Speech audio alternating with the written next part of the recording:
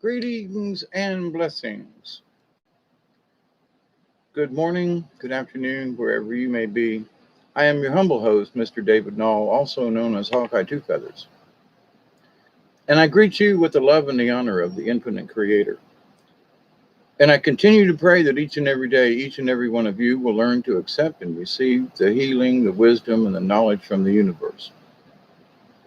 And I continue to pray that each and every day that you will learn to reject the chaos and the negative and so forth that is ever present in our universe now. Hi, G Ant. I love it. Man, how are you?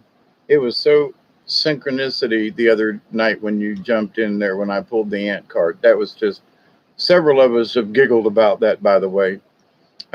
Just thought I'd let you know. But in my discussions with folks over the years, but here recently, Delaney, how are you? Many favors and blessings your way. Um, have discussed the idea of meditation and like what we are can achieve and what we are achieving and um, what we could achieve and so forth. Now, I'm an old geezer. I'll be 68 next month, so I'm pulling rank on some folk. But in having a chat with some folks tonight, I got to thinking. There are some of the things, not to pull rank or to say I'm better than anybody, but some of the things I know, I've known for 50 years. And to some folks, they're just catching up with what I've known a lifetime. And many of the things are being proven and shown and everything now. I ask myself this question.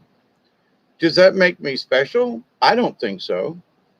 I consider myself lucky that I had such good information for so long that I've had the opportunity to cogitate on it. And I'm not. I ask for truth and for the knowledge. And when I was on the Milky Way Soul Tribe earlier tonight, or actually it was yesterday now because this is the next day. This is Thursday now, I think. Um, was that the things that I talk about at the end, everybody was like, pull a medicine card, and I did, and I pulled the hawk of all things, which if you watch the video, you can tell when I pulled the card, I was shocked. And I was like, oh no, man. And I stared at the pile. I showed everybody the pile of cards right here. And then I read what it was, and it reconfirmed everything that I had been talking about for the last hour about things. And not to say that, oh, look how good I am, but I'm humbled by the entire experience. But what I'm learning from all of this is that there are a lot of people who, things that I've known for a long time and I just accept in my life, are still having a little trouble with, or they're having, um, I don't know, some kind of issues, deal, whatever. And so it's like, so let me give you some tips about meditation. There are different people who are having issues with um, any particular type of meditation or whatever. And let me tell you, there may be two or three people alike on the planet, hey, Candy Apple, that have the same meditation thing. Now, when I was in groups back in the late 60s and early 70s in the hippie days and all that, and yeah, I was there. Not in San Francisco, but yeah, I was there. Um, but we were looking and searching for things and doing and the mantras and things. And so they were saying, well, now you want to look at this light, and it's going to change from yellow to gold and green and blue. And everybody had this different way of how they meditated. Now, I've had several brain injuries. Don't get me wrong. I have talked about it before, and so how my brain acts and reacts to other folks' stuff just aren't the same. And Brian and I used to talk about this before he passed away, in that he's like, people tell me how they meditate and this and that. And he goes, I just don't see it that way. He goes, am I doing it wrong? And I was like, hang on. There are a lot of people who don't get what other people are doing. So it's like I'm surrounded in golden light, and I'm this and I'm that, and I'm like, it just never worked for me. Now I would see certain things, but I realized that because I was trying too hard to see someone else's meditation, I wasn't paying attention to me, because each of us are different. So we may see parallel things, or we may all go like looking at a candle and looking at the flame. Now there's a lot to that, because I could actually see the flame and feel the warmth of the flame and the light come onto me. But to like just close your eyes and focus and blah blah blah, that didn't work for me. But now a candle, and to meditate with the candle, that worked. So my point about this is that, about this particular video, is to try to help in any way possible with somebody with some suggestions and literally, I think there's some potholes in the red road for some people, meaning that they stumble and they go, well, wait a minute, other people are talking about this, but it doesn't seem, it doesn't resonate with me. Now, does that mean that you're not doing it right, or that you don't know how to meditate, or that you skipped over something, or maybe forgot a lesson, or what I'm saying? Because I felt that same way for a long time, and Brian and I had discussed it many times before and after a show, um, um, in our pre-show and after-show cool down thing. Anyway. But in that, I told him, I said, I had the same issue. And then I met this shaman, and he goes, no two Indians sing alike. They're similar, but no two people are alike. We're similar. And so how can any two meditations be the same? We can all be similar, but if it's what we expect. So it's like, so in the title of this, I say, we expect nirvana.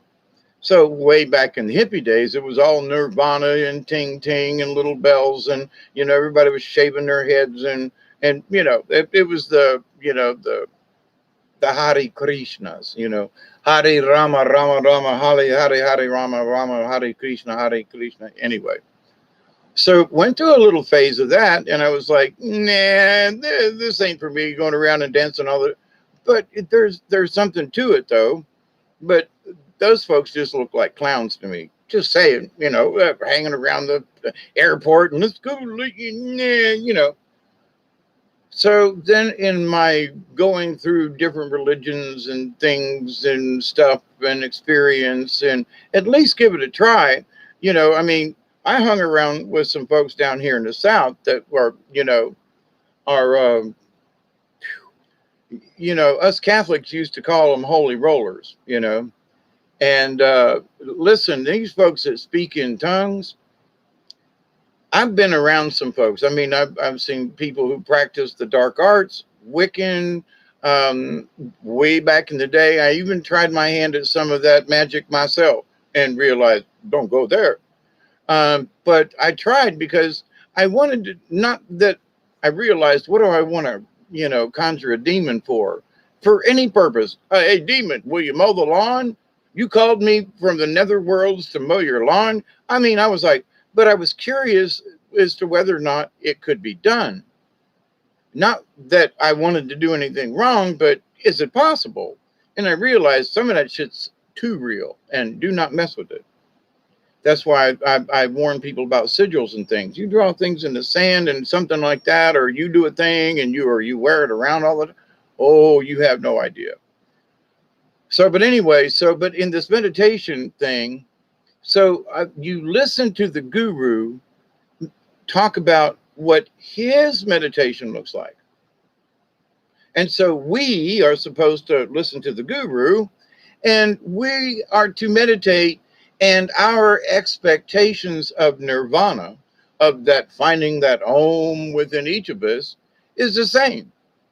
And I submit, no, it ain't.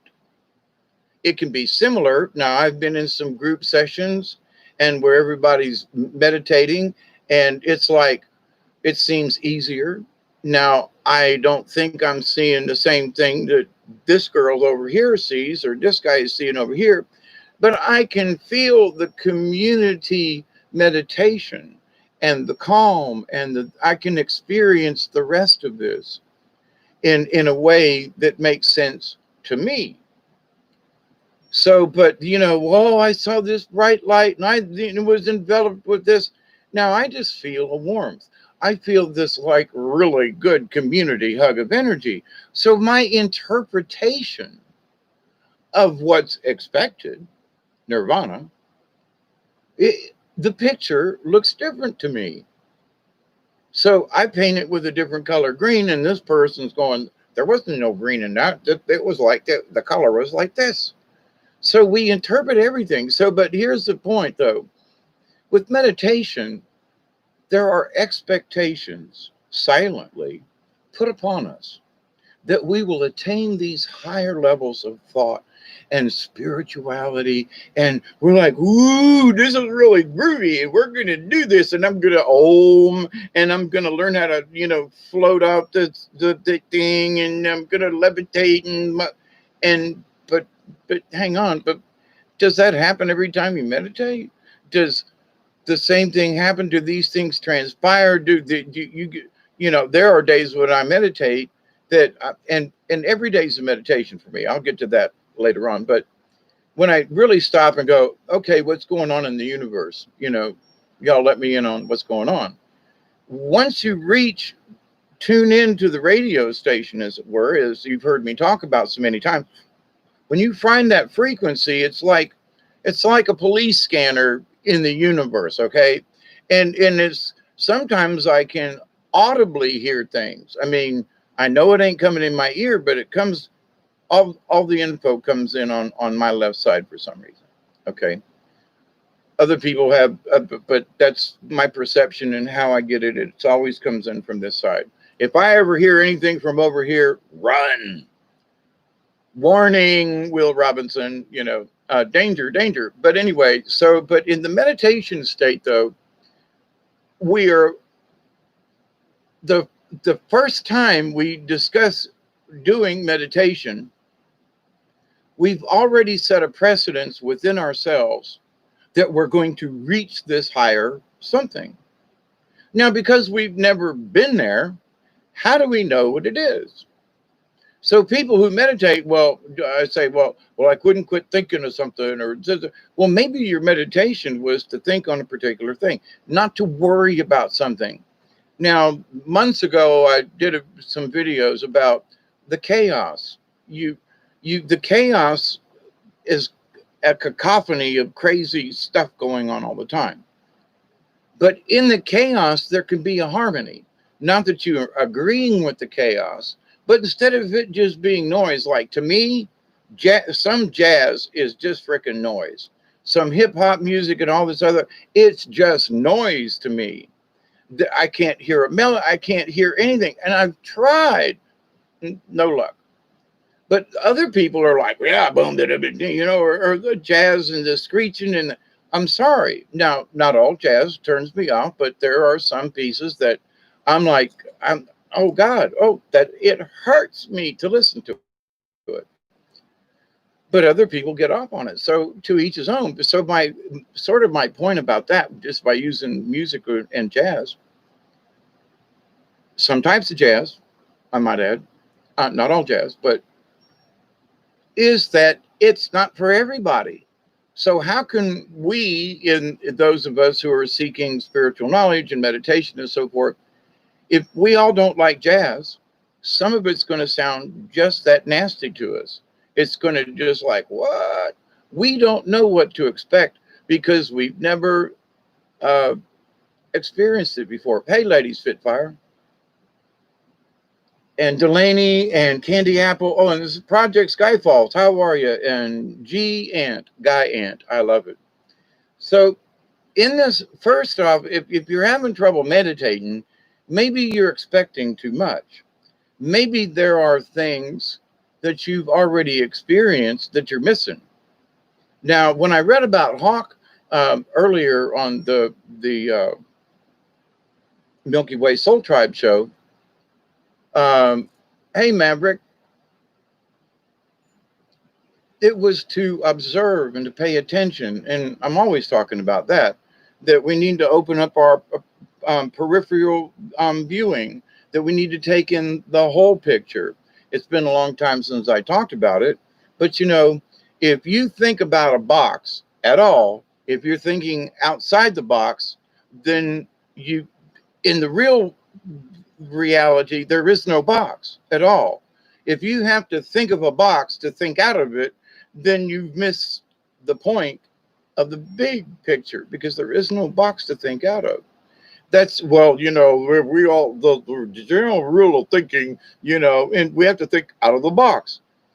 We should always think out of the box. If we are somehow being contained by something unseen force that we got to think out of it, then people are missing the point. It's an obvious point there. Wait a minute, there is no box to think out of. I know it's just an expression, but people get the feeling that there's a box to think out of. So it sets a precedent in within your subconscious and within your own brain. Wait a minute, there are constraints. Well, they didn't say so. There wasn't a list of instructions that said, well, if you're going to do this, but it's because of the nature of it and how we live and what we've learned through our society. Now, in Native American communities, they talk about sitting around the fire and meditating, doing a drum or a ceremony. Them folks have grown up in that, okay? And so when they do that, there is already an internal feeling that they already know where to go. You know, they already know what to expect or not to expect. They know what energy or how to channel it, or they, because it's learned, okay? But for those of us who have not been taught that type of spirituality or that type of earth knowledge or universal knowledge, actually, it's just not the earth, but the earth connects us to the rest of the universe, you know, the spider web of the universe, you know. So we are a part of a greater matrix. We are, each one of us, a part of it. But it's not a matrix in the AI sense. It is the matrix because everything in the universe is connected. And that in and of itself is a matrix of sort of energies. So when you realize I am a part of this, so what I do or don't do, possibly, can affect the whole. All right. One little bug on a big giant spider web, somebody's going to feel that twing, dang, twang down here. And they're going to go check it out, you know. It sets up a vibration.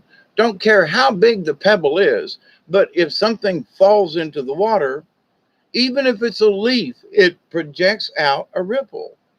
So no matter what we do in this universe, we are making ripples. So, but when we get together and think about the same thing with an intent, well, I wish peace, you know, I hope that people that are sick get well.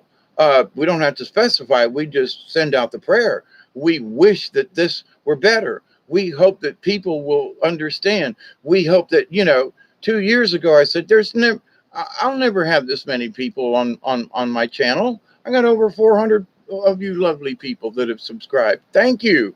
And I've never asked anybody to share or whatever. I leave it up to the universe. So it's like, so with that, you have to have faith. And you have to have faith that this little bit. Now, I met Brian.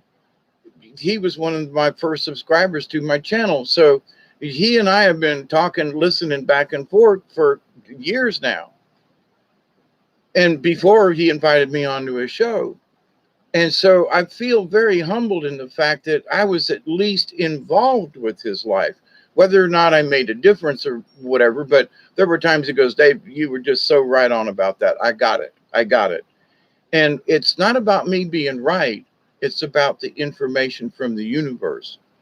So tonight, earlier, when on Milky Way Soul Tribe, at the end, when I pulled that card and I read about Hawk, it fit. It fit. It was like, holy cow, look all these points. It was, you know, I'm humbled by it. But I'm also aware that there are things that I've known for 50 years that some people are still having problems understanding, or they've just come across it. And it's not that I'm a know-it-all. I still consider myself a shaman in training, but I realize also in looking back, there is a crap load that I just sort of take for granted on my own self because I've been doing it for so long. It's second nature, right? And somebody else sees it and goes, "Well, how can you do that?" And I was talking about, this is for an example. I'm working, I've always been working with my hands as a carpenter, a machinist, or, something. Engineering things, but I always did hands on and worked with machines to make sure that they fit and to check. And anyway, um, so I was doing some work, and I'm not sure if I said this on the show, but I said, that in developing our third eye, I was realized that I had a 3 pound sledgehammer, and I'm working on the outside out here on the foundation of the house, and I'm just smacking this chisel just as hard as I can go, and I'm not looking at it. I'm actually not looking at the chisel. Now, why haven't I smashed my hand, my finger, my thumb, and I'm waylaying on it, man. I'm like bang, bang, bang, but I'm not really looking. But my brain already knows where it is, and I've learned to trust that in cutting firewood. If I worry about how I'm going to hit it and I plan on hitting, no, I say I look at a spot and I stand back, get my stance. If I need to swiggle, move back just a little bit so I don't bust the handle on the axe or the thing, and I take a swack, and a lot of times it's smack, boom, right where I wanted it. And I can repeat it 2 or 3 times in a row. I did it one time with my daughter, and she was freaking out. She goes, "How you doing that, Pop?" And it's because my brain already knows where this stuff is. My brain has already calculated the distance. It's on my arms already know, because I have been chopping firewood for so many years now. I don't have to think about chopping or doing this thing. No, I've learned how to swing it and pam and smack. So there are so many things that I have learned just because of repetition that have become second nature to me. When I look back and I realize there's actually this third eye working here, there's actually a higher power working here. And it's not that I have this superpower, but to others who would not even dare go swinging at a chisel the way I was doing, or have done and probably will do again, but or split firewood the way I can. And it's not a bragging. It's like, if you can learn to do it, because I did. An old man taught me years ago. It was like, just let this swing the thing in it. You're working too hard, boy. And he goes, you when you get to be my age, you're gonna learn. And sure enough, I did. But I learned a long time ago. But I've been doing it for so long, I don't realize that to many people it's special. Like being able to do certain, simple meditations. Now, so back to the meditation thing. So my point about discussing hitting the thing and the thing and splitting, it's all in the meditation. Though I've reached a certain point in my life after all these years, and I've taught it to other people, so who are much younger than me. So it isn't that that no one else can learn this. No, what's special is that you allow yourself to learn. I'm always saying, accept and receive. You must allow. Well, I can't do this. Well, I don't know if I can do. Stop that. What you need to say is, how do I learn to do it? Now, my method, I will show you this technique. Now, you don't have to do it like me, but if you follow these basic instructions, make sure you have your feet planted, grab the axe handle, correctly. Hey, Brandy, Lady Spitfire, Project Skyfalls, Truth in Me, how are you all? But if you do these particular things, like choking up on a bat, or somebody teaching you how to hit a baseball or something, so it's, some people are really good at it with eye hand coordination, and other people suck at it. But the bottom line is that they're, hey, Scratch, what you doing? And Chloe. So, but you can learn. You can teach yourself. You know, you go to batting practice and you look at the ball down there, not when it gets close to you. Then you start picking up where your swing's going to be and consistency. And like when I played golf way back in the day, I couldn't hit with a driver, but I had a 7 iron and a 5 iron and a 9 iron because when I was growing up, we used to go to a local golf course there across the river down in Tampa, and we could play all day for like five, $3 or $4 a piece, and we'd go swimming in the water holes and get golf balls, and then at the end of the day, we'd go back and sell them to the pro shop for used golf balls. Some of them didn't even have scratch, but anyway. But I practiced with a 5 and a 7 and a 9 iron, and I could hit with a 7 iron. I could hit 150, 170 yards easy, consistently with accuracy. But you give me a 1 wood or a 2 or 3 wood, something like that, with a long shaft, because I had practiced for so long with a shorter club. I'd splice them, hit them, smack them, and I just gave up. And finally, one day it was my pop before he passed away. He said, David, why don't you just get yourself a 1 or a 2 iron or something like that that's got the same shaft length, but it's got a shorter pitch on it so you can get a longer drive. And I was like, what the hell? So I went down and bought me a 1 iron. Man, I was screw a wood. All I needed was a 1 iron. Smack. And the reason it was so good was because I was so consistent with it. It wasn't that I hit it any further or shorter, but I was more consistent. I was keep it in the fairway. Very seldom did I have to go looking for a ball. But if I used a 1 wood or 2 wood, 3 wood, whatever, I was always over here, over there. But so I learned that within my realm, I couldn't do what these other folks did, but give me a 1 iron or 3 iron or whatever, smack that ball down the fairway, and I became a fair golfer simply by not trying to be like everybody else, trusting what my body and my swing, and it was already, because I grew up with that as a kid, playing in the park with golf balls and stuff. I mean, every day we were all playing golf. So, but later on, when I could own a real set of golf clubs, it didn't work for me. But it didn't mean that I couldn't play golf. I just couldn't use a wood. So we adapt. So what's that story got to do with the grand scheme of things? If you're trying to meditate with a with a 1 wood, and you're better off with a 3 iron, maybe, and you can probably get just as much, if not more, out of shooting for less. You're expecting more. Well, I'm going to take this, this 1 wood, and I'm going to smack this ball 250 yards, and you end up over in the woods in the other fairway. You got to take a stroke because you can't find your ball, and all the time you wasted. But at the same time, though, so we have to learn to adapt. What somebody else is telling you may not fit you. So you have to go, well, wait a minute, let me take what's there.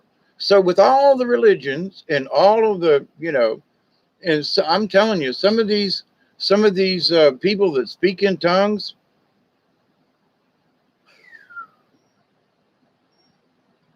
I had to leave, because I was like, I have been around some folks who were sincerely trying to conjure up demons and ghosts and things like that.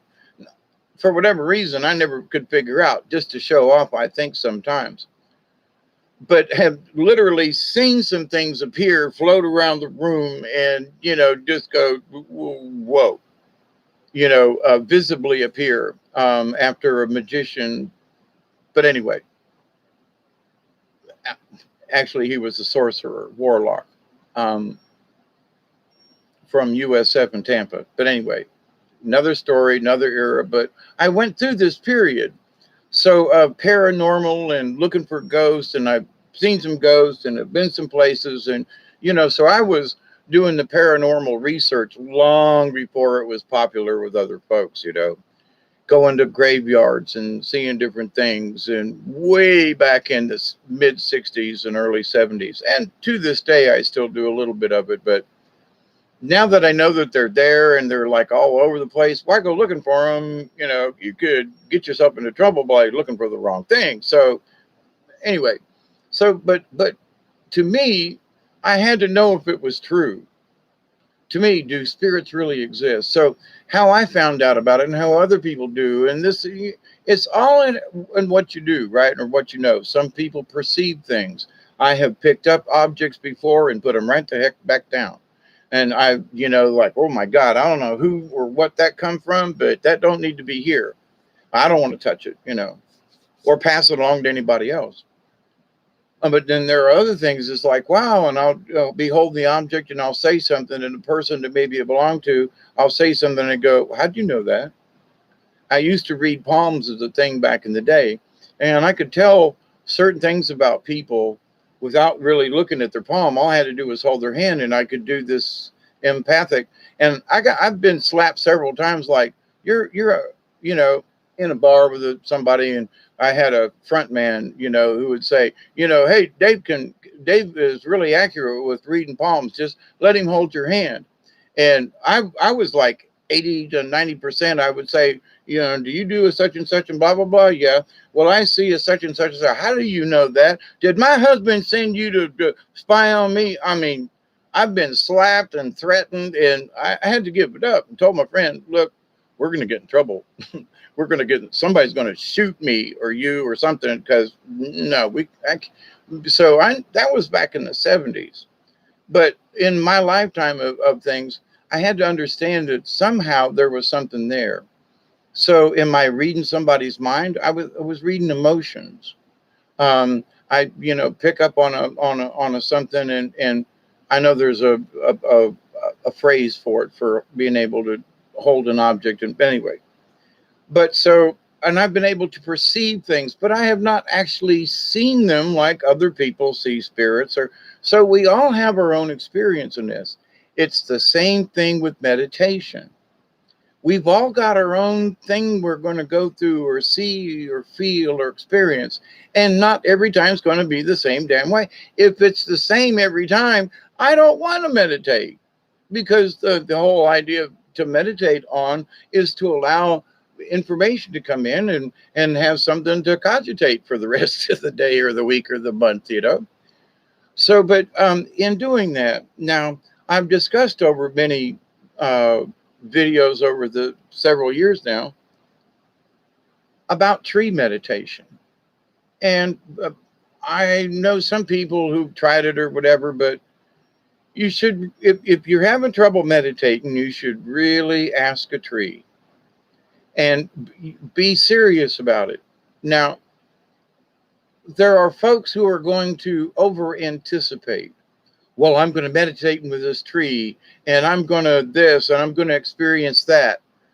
You cannot, and you don't hear me start off with can't, you can't do this. You cannot start off with a negative and expect a positive. Do not put your thoughts forward. Well, it's going to be like this. Net, stop it. Because now you're putting expectations on something you don't have a clue.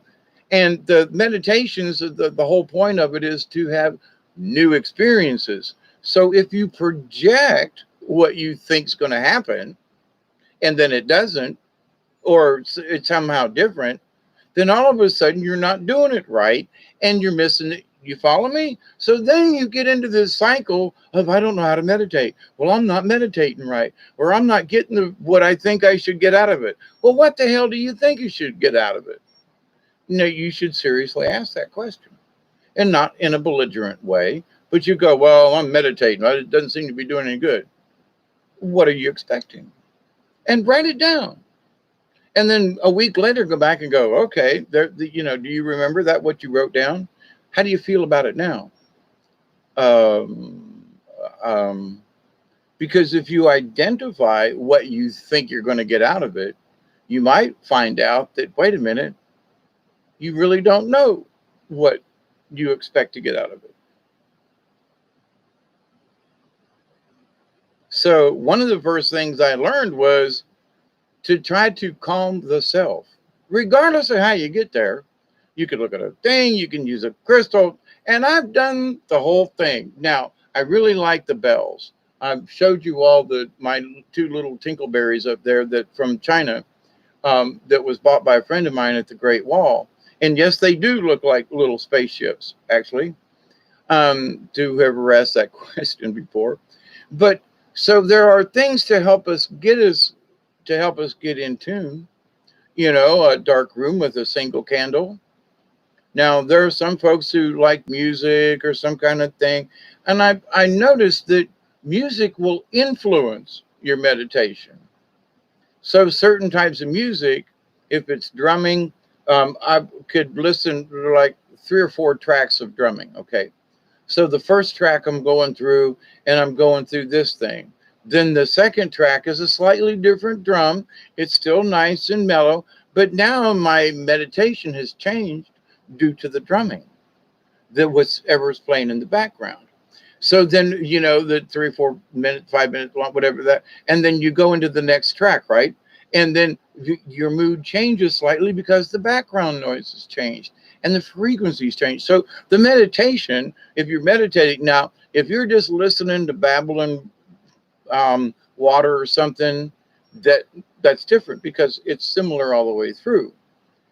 So you can achieve a more similar one line kind of meditation, if you will, versus the changes if you're listening to melodies in the background of different kinds of music. So beware of that. Not that it's bad, but beware of it. So one particular kind of music, when you're awake and when you're just listening to stuff, you might have only drum music, flute music, whatever, whatever it is, and you only listen to it when you meditate. Why? Because now you could listen to it after you learn how to get to wherever you would like to be with it, then play it during the day.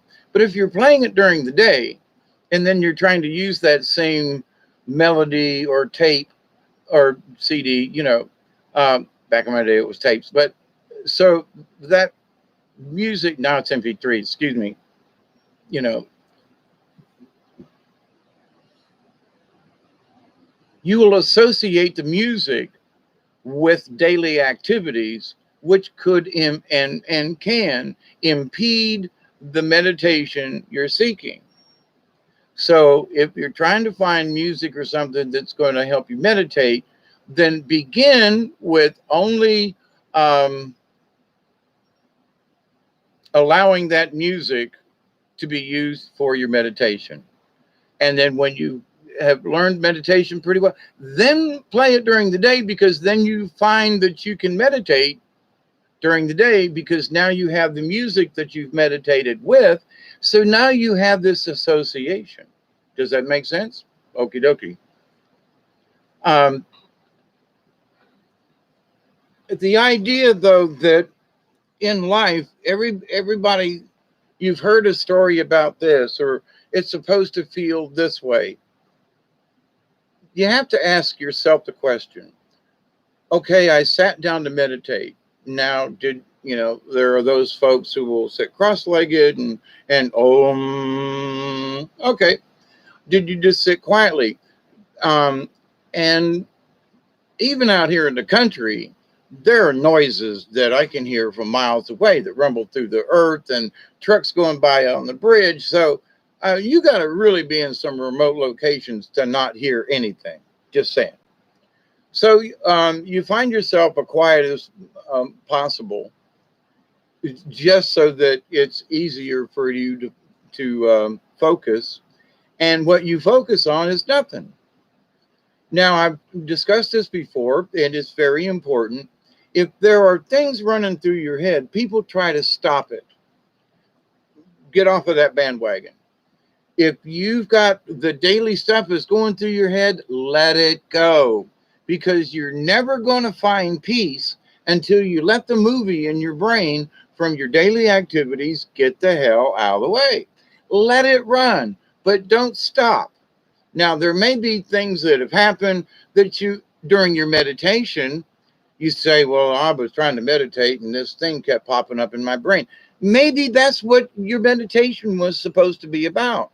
Here's something that's in your conscious, subconscious, and it keeps popping its head up. Now, I don't mean worrying about wearing masks. I'm talking about it's something that's a personal, or maybe who knows, but not so. You got to determine whether or not it's frivolous. If you're having the same thought go through your head, you got to look and go, wait a minute, I'm upset. I'm becoming obsessive over this, and I need to be aware of it. The mask thing, everybody's worried. What's going on?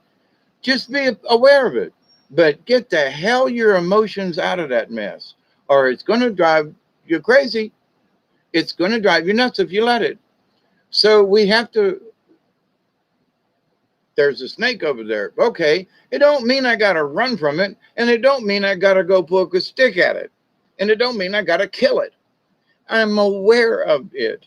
When I'm on the river with the alligators, I know that they're there. They know that I'm there.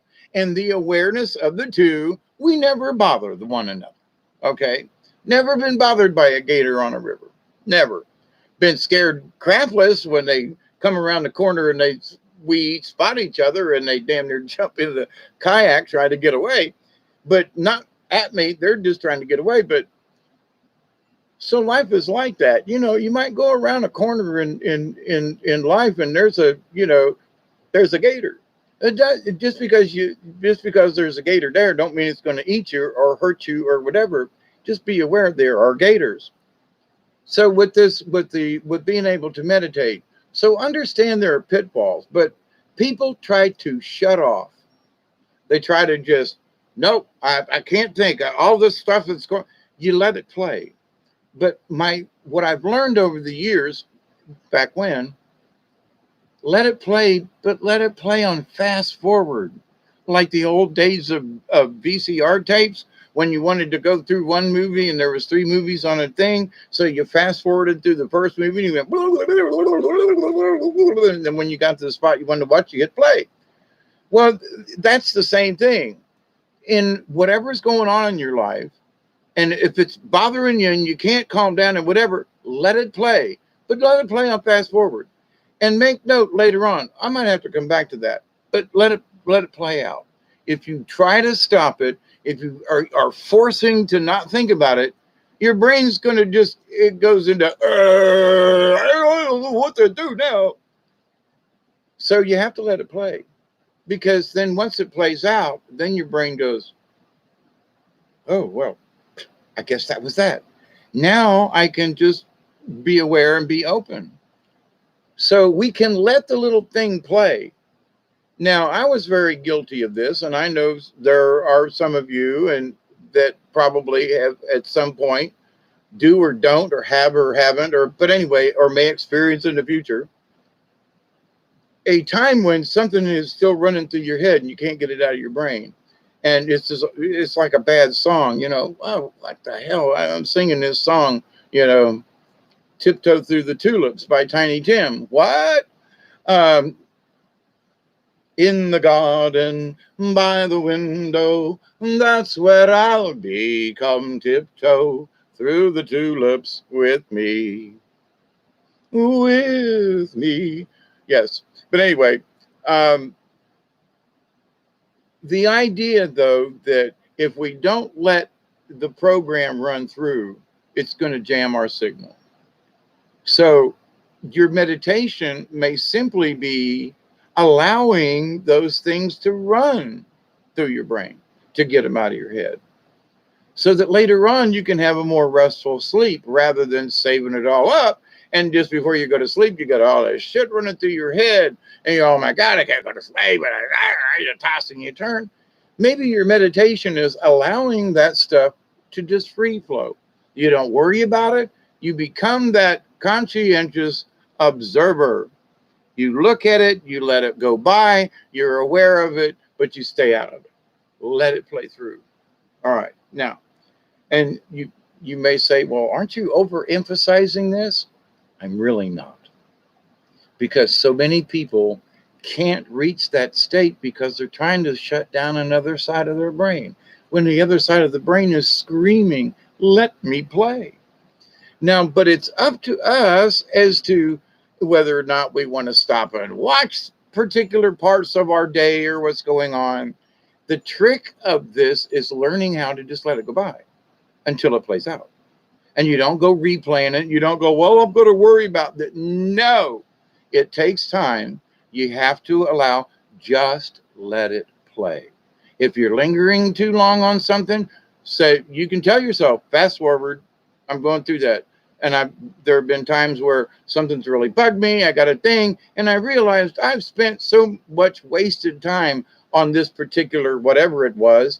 I'm not going to be in my meditative state and allow it to take up any more of my time. So I realize it, see it in my mind's eye, and go, no, keep going, fast forward, out of there. Don't want to watch that. Seen it, it's been on a loop, no. So you make the choice within yourself. These thoughts, okay, let it go by, blah, blah, blah, whether you want to attach any negativity or emotion to something or whatever. I was thinking about something the other day, and it literally made me cry. And I thought about it for a second. I was like, well, I shouldn't be crying. I was like, but there's some little bit of emotional thing here. And I could see where it was, but it brought a tear to my eye. And a minute or so later, I was like, that's it. That's enough. Bye-bye. We had our little teary thing, and it was whatever it was, and okie dokie, but that's it. We draw a line in the sand where before I might have spent a whole day crying over whatever it was, and then found something else to cry about, or something else that affected me with that type of emotion. So I was craving to be fed this. Well, I want to feel like this, and because I'm sad. Well, I remember this and this made me sad, and then now you're reliving all this crap that at the end of the day you might as well have been playing tiddlywinks or something with the dog, because you will have achieved just about as much. You know what I'm saying? So, but in the art of meditation, you have to find out what works for you. Now, to the tree. So, regardless of what you're going to do or how you're going to do it, when you're trying to let your mind's eye go, if there's a bunch of stuff playing, like I said, you control the narrative, but let that shit play out. Next. Now that it's played out, now you can go talk to a tree. Now, I have sat down under a tree, but not against the tree, and allowed, and that was sort of like my pre-meditation, to allow some of my daily activities and stuff to get away, because I didn't want to share that shit with the tree, okay? So I wanted to be free of my daily stuff so that I could lean back against the tree and ask the tree to share its energy with me. But God forbid that I want to share all this crap with the tree. Now, there I have been times when I have sat with a tree and asked the tree to help me with whatever, help give me insight, give me if it's a 100-year-old oak tree, ask it, it's been attached to the ground and leaves to the sky, and it talks to the universe all the time. And so ask the tree to help you. Ask it to be your antenna to help you to understand whatever problem or see or hear or whatever it is that you may be up for, or be seeking, whatever the issue is, or just plain out meditation to to the universe. So you sit down with a tree. Now, it's nice to understand the workings of a tree. And there are a lot of, of plants that all operate the same way. But on a tree, there's the energy that goes up the sides of the tree and then back down. And things are being brought up through the roots and everything. So there is this up and down motion of energy within the tree, within all types of leafy things and plants and stuff. So there's energy going up and down because it takes energy up to the leaves, and the leaves give energy, and it takes it back down into the roots. And so there's this constant energy going along. And science or whatever, but that's what's transposing because of sunlight and the whole osmosis thingy going on. It's not osmosis, but you know what I mean. But the idea is, so you understand the workings of the tree. So you're going to put your spine against the tree and allow your energy to go up with the tree, to nutrients coming up, good things, and you want your energy to soar, to go up with the tree. Okay. So you don't want to think about putting stuff back down. If you got to ground yourself, go somewhere else. Don't put it on the tree, you know, um, and send some of that energy out to the universe. Don't put it back down into Mother Earth. She's got enough stuff to worry about. One hand on the ground and one to the sky. And, so you're taking the ground energy, and instead of grounding yourself by putting this negative energy back into the planet, you put it to the universe, which is a whole lot bigger place for that energy to dissipate, whether to begin with Mother Earth. But you ground yourself with one hand, and sometimes it's the other hand for somebody else. But in native traditions, you um,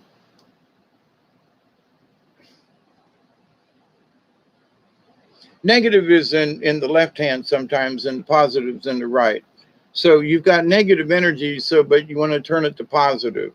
So, but anyway, and sometimes you have to do it the other way. But anyway, to the point though, to ground yourself means to go put your go barefoot outside and put your hands up to the sky and let whatever negative energies that are in you flow out of you and up into the universe with the energy from Mother Earth. You are grounded. It doesn't mean that you want to put your energy, your negative energy, into the ground. That's a no-no. But anyway, see, that's higher thinking. It's a little bit higher elevation. And some folks say, well, what the hell does any of this matter? If you don't understand common workings of things, then you may be compounding a problem you didn't know existed. And if you don't know a problem existed, but you keep doing the same damn thing over and over again, it's like, why do I keep hitting myself in the foot with a shovel? Because you're not paying attention, anyway. So, but when you always ask the tree, always honor the tree, thank the tree for its participation in whatever it is that you want to do, and allow yourself to think of all the cells in the tree going up.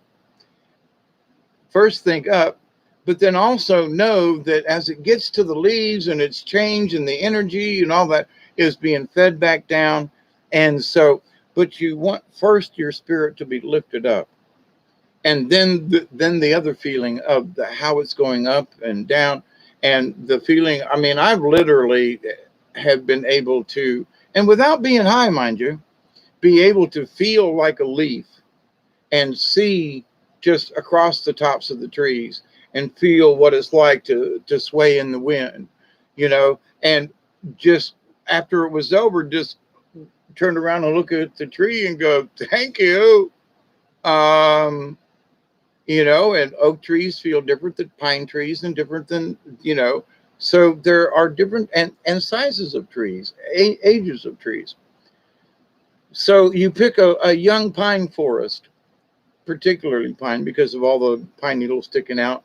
You can literally, in a young pine forest, they used to do it, and it tickles my hands. I would just run through it like a giddy little kid and go, oh my God, the energy in these trees when they're young, and they get taller and you can't reach the needles, but there's an energy in a young pine forest. It's just unbelievable.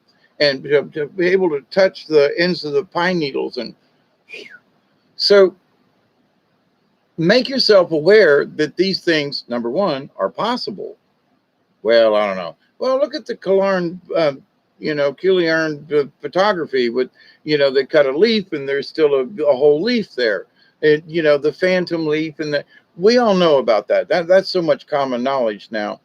But you have to take that into consideration. Science has been proving things that shamans and spiritual people have known for a million years. So now we can look back on things and go, well, we used to talk about that, but somebody took a damn picture of it. The pictures I've taken of orbs. That time I was doing a video and an orb went by on the screen. It was like, what? And then another, many of you saw that in real time. So these things happen, are going to happen, are going to continue to happen. And the more that we're aware of things, and certain technologies are now starting to catch these beings, and some of these beings are actually the frequency of the universe and the planet. A bunch of stuff's going on. If you think it's only Mother Earth, you're not looking at the big picture. You're in a box. So there is no box to think out of. Okay. You have to understand that, because otherwise you're going to expect something that is in a box. So, well, there's a whole universe. There's a bunch of stuff out there. Yeah. Well, if you have a question, I've always said this and I will repeat it. Barry, how are you? Barry, chat. I think my scratch, truth to me, still there. David Crasso. I don't know if I've said that. Hi. Brandy, hi, how are you? Um, Tell them not to feel guilty. You love them and they are the universe.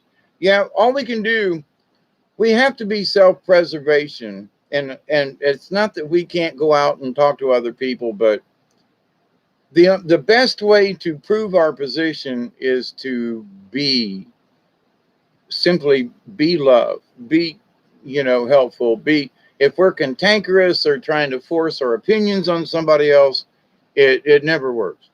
Screaming, hollering, but wake up. Not going to work. They're just going to, go the other direction. So with meditation, though,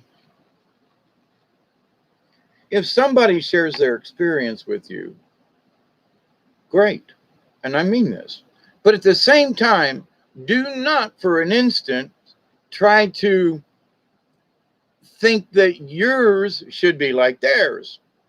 Because the many times that I've been out on the river and on the lake in the middle of the night in the daytime, and I'm thinking I'm going to have this, and it's just like, okay, guys, okay, gang, show me what you got. That's all. I don't, I guess I've learned enough stuff about the basics. I'm like, okay, show me what you got. And oh my God, am I surprised, to be lifted up physically out of your kayak and into the universe. And you go, holy shit.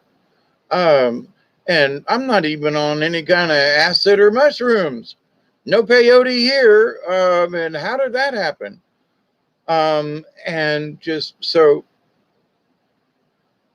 but if I had expected it, if I had put forth, this is how it's going to feel, or I'm going to, no, because then you might miss it because you're expecting something else.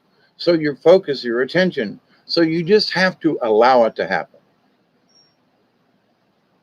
constructively. Now, there are times when things are going to keep running through your head and you're going to have to say, no, that ain't it. Now, there are times when my spirit guides on my left shoulder over here, I get a tap and go, yeah, you need to focus on that. But it's been rerunning in my head. Yeah, because there's something about that we want you to pay attention to. But tap, tap, tap. Oh, okay. And what the answer might be sometimes is I've been thinking about something and the answer is I've been overthinking on a subject and it's keeping me away from other subjects because all my attention's been reliving or replaying this loop of whatever it was. And, recently things been a little weird around here and I was replaying certain things and I couldn't get out of my loop and I had to stop and go, what? Why is that replaying? Because you're allowing it to replay. So deal with whatever it is, scream, holler, cry, jump up and down, do whatever it is, but get it over with and move on. I'm a lot better now. But I had to stop and realize, wait a minute. So as much as I was trying to forget something, Spirit was saying, yeah, you're not trying to forget it. You're trying to not deal with it. But I don't want to, it's bothering me. And yeah, but because you're not dealing with it, just deal with it. Just face whatever it is and deal with it. But I don't, push it off to the side. But then it keeps wanting to rerun in my brain. And then why in the hell can I get rid of this? Because I haven't dealt with it. So sometimes some things will rerun because you or me or us, we need to deal with it. And when I realized what I was doing with the replay, I got a hold of the situation and went, oh, I see what's going on here. You are replaying this in my meditative state because I haven't said I would deal with this. I have kept pushing it off to the side. So, but once I said, you know what, you're right, Dave, Hawkeye, you guys you need to deal with this. However you do it, you just need to deal with it. But now that I made up my mind, yes, I am. Yes, you're right. No more putting it off. Yes, I'm going to deal with it. Then things got better. It wasn't replaying. But at the same point, if I went too long without dealing with it, it was like, yeah, you know what? No, this is to myself. Yes, I do need to deal with that. But I'm not, my emotions aren't with it anymore. I'm not pissed off. I'm not depressed. I'm not this. I'm not that. But, and I've put it in a place. So now it's not bothering me. It's still there or parts of it. But the thing is that when I made up my mind to deal with it, and then I started taking little chunks at a time and dealing with it, the rest of my spirit went, see, it was holding you back. Well, yeah, and what didn't even know it. There it was, hiding in the past, hiding back here over in the corner somewhere, you know. But in my not even taking my own advice, I was like, well, this thing keeps replaying and just let it go. No, sometimes we have to look and go, wait, that's replaying for a reason. But it doesn't mean that, and there's another thing. In your meditation and whatever you see, if you're expecting nirvana each and every time, forget about it. What are you thinking? I can go to a pizza parlor and get these same ingredients on this pizza, right? Which I've been craving pizza. Tomorrow might be the day. I'm out of dog food and need chicken feed, and so tomorrow may be a trip to town I've been putting off. But anyway, and pizza. So, it's made by the same place. It's got the same ingredients on it, and they taste similar. But there are sometimes, ooh, yum. Oh man, slap your mama, that pizza.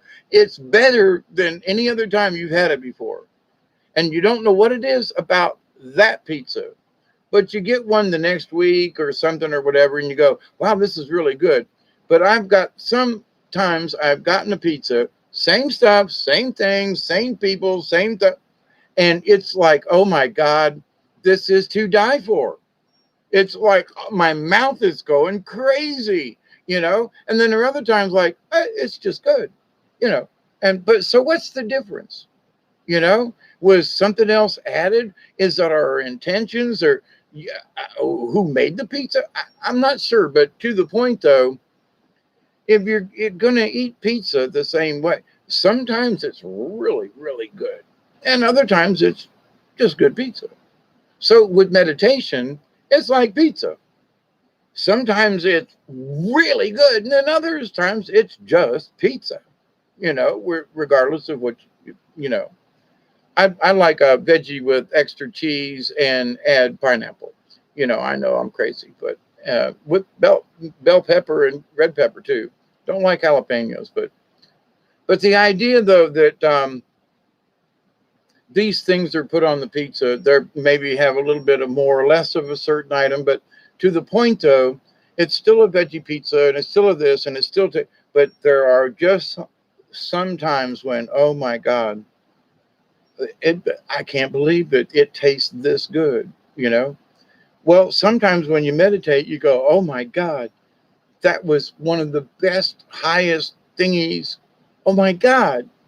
So, but the next time you meditate, and if you don't reach that spot, you go, well, some of us have a tendency to, well, wait a minute. The last one was so really good. How come everyone since then hadn't felt the same? Well, because the situation's different. Not every pizza's, even though it's the same. There are going to be those that are just extra specially good for whatever reason. So don't expect every meditation to be the same. Expect them to be different. Expect the unexpected. There is no box to think out of.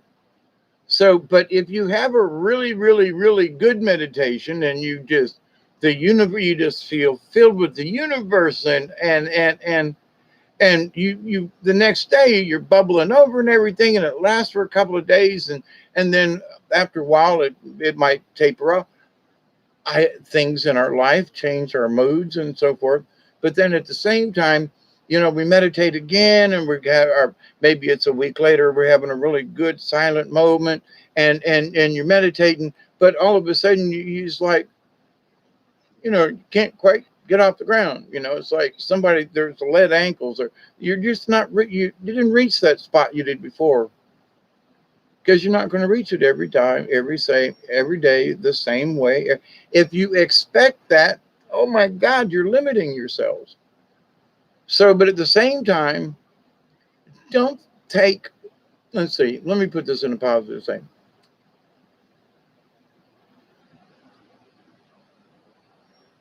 If you have a slow meditation, or it doesn't seem to be quite as enthusiastic as your previous, sometimes meditation just have to take a day off.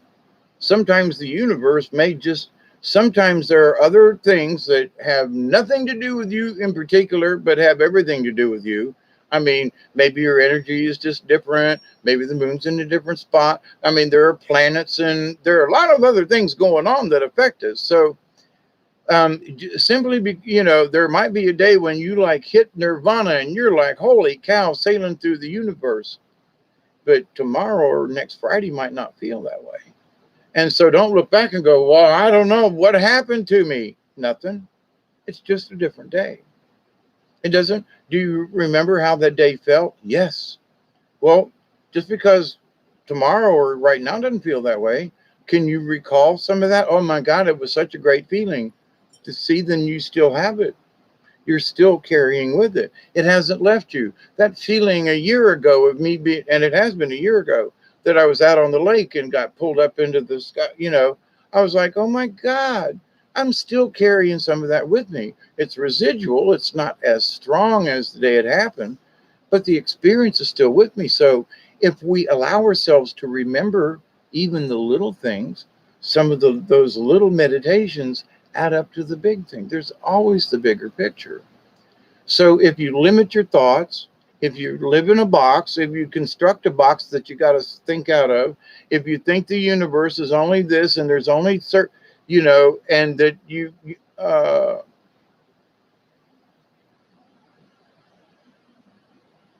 never expect too much, but always expect enough. And you say, well, Hawkeye, what the hell do you mean by that? Well, if you will accept 30 seconds of peace from the universe, if you just have this short little burst of thank you, Lord, or thank you, Spirit, or thank you, Creator, that might be it for the day. But if you allow yourself to meditate on those 30 seconds of how that feeling felt at that particular time, you can carry that tiny little grain through the rest of your day, or possibly even a week, and allow that seed to grow. So you may meditate, and you might only get this little spark of something. Bing. And if you're expecting more, you go, well, what the hell was that? Is that all there is? What am I supposed to do with that?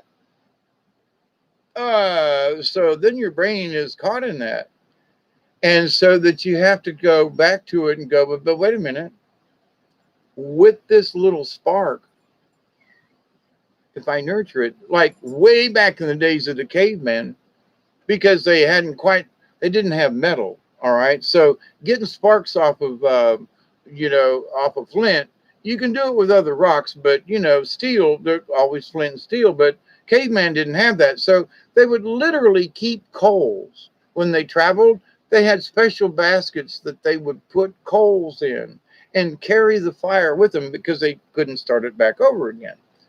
And so they were the fire tenders, the fire keepers. And fire was sacred. Now we just take that shit for granted. But way back then, fire, you had to tend that fire. And if it rained or whatever and you lost your coals, caveman just didn't have flint and steel and go start one.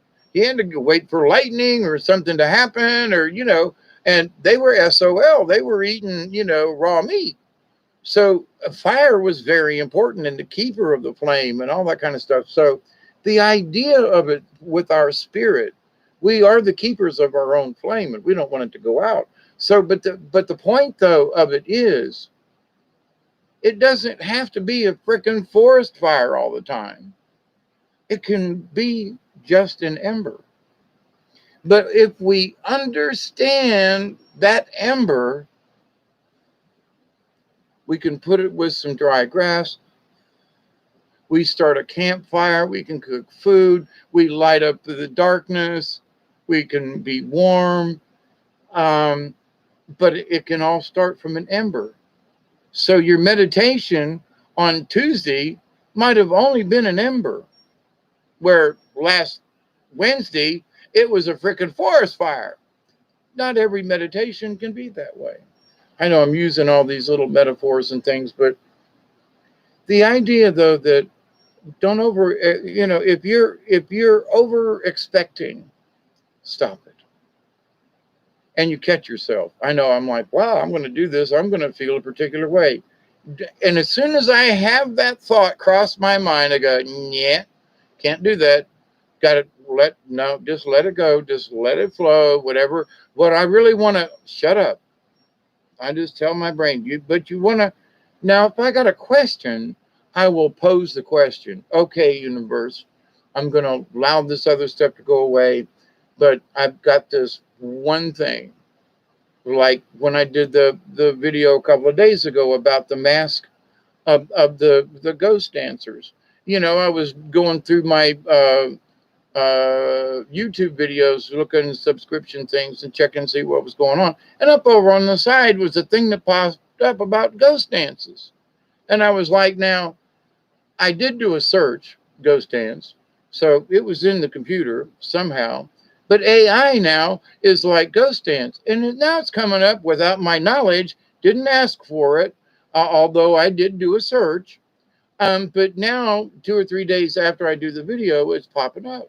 Ghost dance. Okay. I wasn't asking, but now it popped up on its own. Synchronicity, or was it telling me that what I was talking about the ghost dance?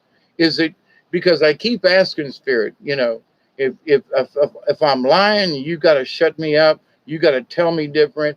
If I'm on the wrong track, you got to stop me.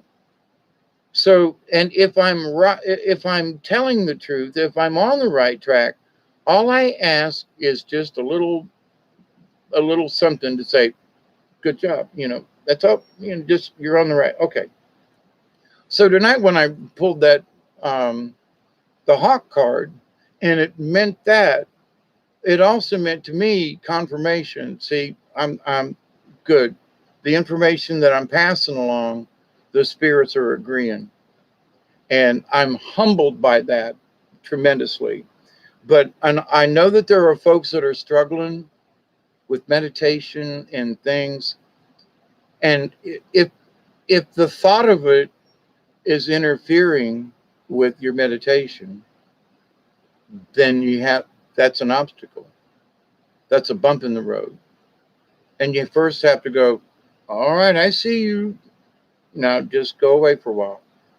Okay, I'll get back to you in your little brain, however you want to look at it, however you want to picture it. I picture certain things certain ways sometimes, and I just, I view it sometimes like a tablet, like pictures going by. So here's the subject, and go, nope, nope, and you're swiping, right? So in my brain, these things, thoughts, whatever, I go, nope, next one, and it'll come into my mind's eye, and I'll take a picture of it. I go, nah, not now. Go on. And there are times I go, whoa, let's see. Okay, now that keeps popping up. I need to go back to that. There's something there. All right, but not now. Okay.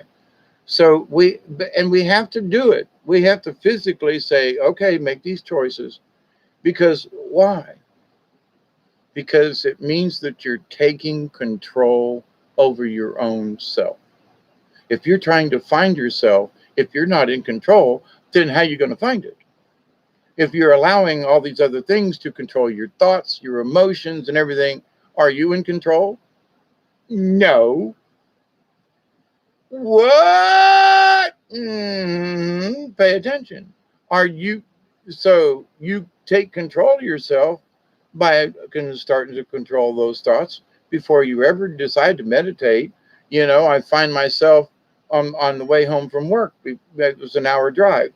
I was going through my day and I was allowing my pre-meditation to start because I was allowing the day to go by.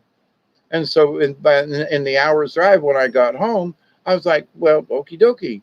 I've already dealt with this. I've already let this stuff go through my brain on the way to the house. And I've worked through it. And there might still be a little residual, but by the time I got home, I'm like, that day's gone. Now let me pick up where I'm home. So, but in that, in our, however you want to picture your thoughts, your patterns, or whatever, understand that you must grab a hold of the control of it. You must be the camp counselor of yourself and all the whoever else is in there. Each one of us is a soul tribe. Each one of us personally, me, myself, and I, we are a soul tribe. And I am related to all y'all in some way, shape, or form. Now, with that said, so I don't expect you to think the way I do, but understand the basics of what's going on. Now, there are certain things that I talk about, and if you don't pay attention, you can find this information from somebody else about the earth and about things and you can go spend years of searching and you're going to come right back to the same thing. Go ahead, look, go down rabbit holes, go search, read. I invite you to.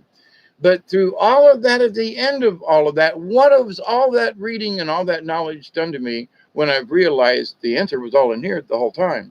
I'm trying to gain knowledge when if I was allowing too much crazy shit here to transform my life into something else. I wasn't living with me. I was living with all the thoughts of the world and bad thoughts, um, Agenda 21, blah, blah, blah. We've all had to go through our various rabbit holes to get to where we are now, but we don't have to live in them rabbit holes. We don't have to carry it. I went through the whole Planet X thing along with a lot of other, Brian and I used to speak about this, and I still am, but, we had to go through these things to reach a certain level of understanding. There's nothing wrong with that.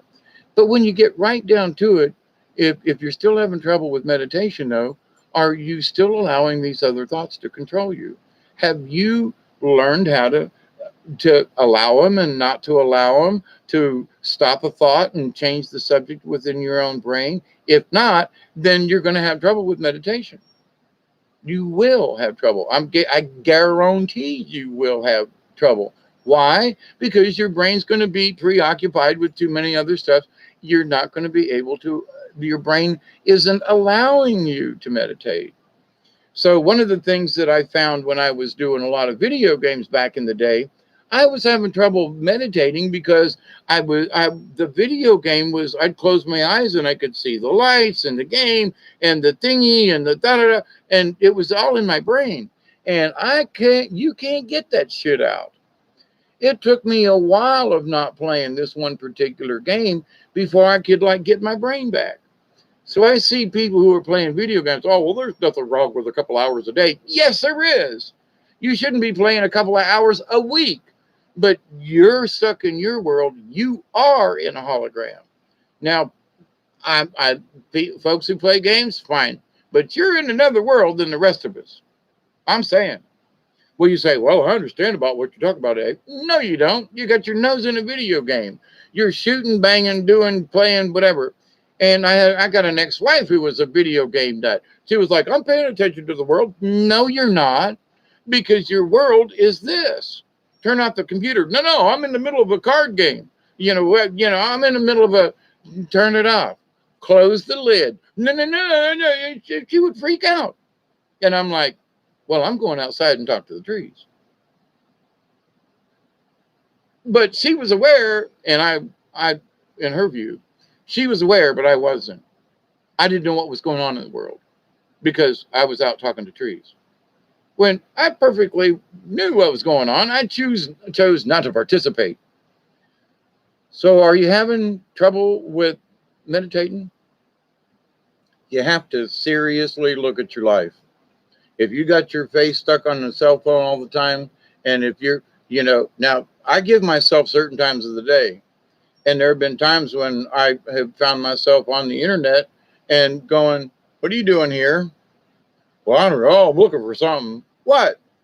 Nothing. And 2 or 3 hours later, now it is the middle of summertime and hotter than scratch outside, but no offense, scratch. Um, and hi, by the way, Danny Sky, I think, Lady Project, David Castle, Brandy, Lady Spitfire. Okay. Hi, everybody, and thank you. But we over expect, and at the same time, we think we're going to get there when all these other things are jumbled in our heads. Now, folks say, well, I can't see where playing a video game or watching a thing or whatever is affecting my brain. Having been through all of the um, seizures and things with epilepsy and so forth, I'm here to tell you, flashing lights mess with your brain. If you, for those of us who are light sensitive and everything, and who have been triggered into seizures, grand mal seizures, swallow your tongue, and wiggling on the floor, we know that lights and flashing lights trigger the brain. It's just that some people, we're all affected. The flicker and the change of the light on even on a video screen like this, if the change in pitches and so forth, can have God knows what. But if you think that it's not affecting you, you're living in a box. You're living in a construct. Well, that doesn't affect me. See, but you're having trouble meditating, right? Well, yeah, but so how many hours a day do you stare at a screen? Well, but that doesn't mean anything. It doesn't. Are you willing to shut the screen off for a couple of days and see if that helps you? Well, but I don't know. I got to stay in touch with everybody. But so you're a chicken shit, and you don't want to stop playing your game, but you're gonna bitch about not being able to meditate, and you can't reach a higher state when your own life, your own construct that you control, is the reason you can't. But, yeah, go ahead. Yep. Yep, all you want to. But you got to face the cold, hard fact. Look at a freaking mirror and be honest with yourself. I have to all the time. I was on the internet the other day and I was like, what am I here for? I was just wasting time and bored. And I was like, yeah, but there's something else I could do. And for some reason, I just got sucked in and I was like, I was just and I was like, but why? It was almost like the AI one. Hi, Bob, by the way. And I could use a little bit of coffee. Thank you, Bob. Ween.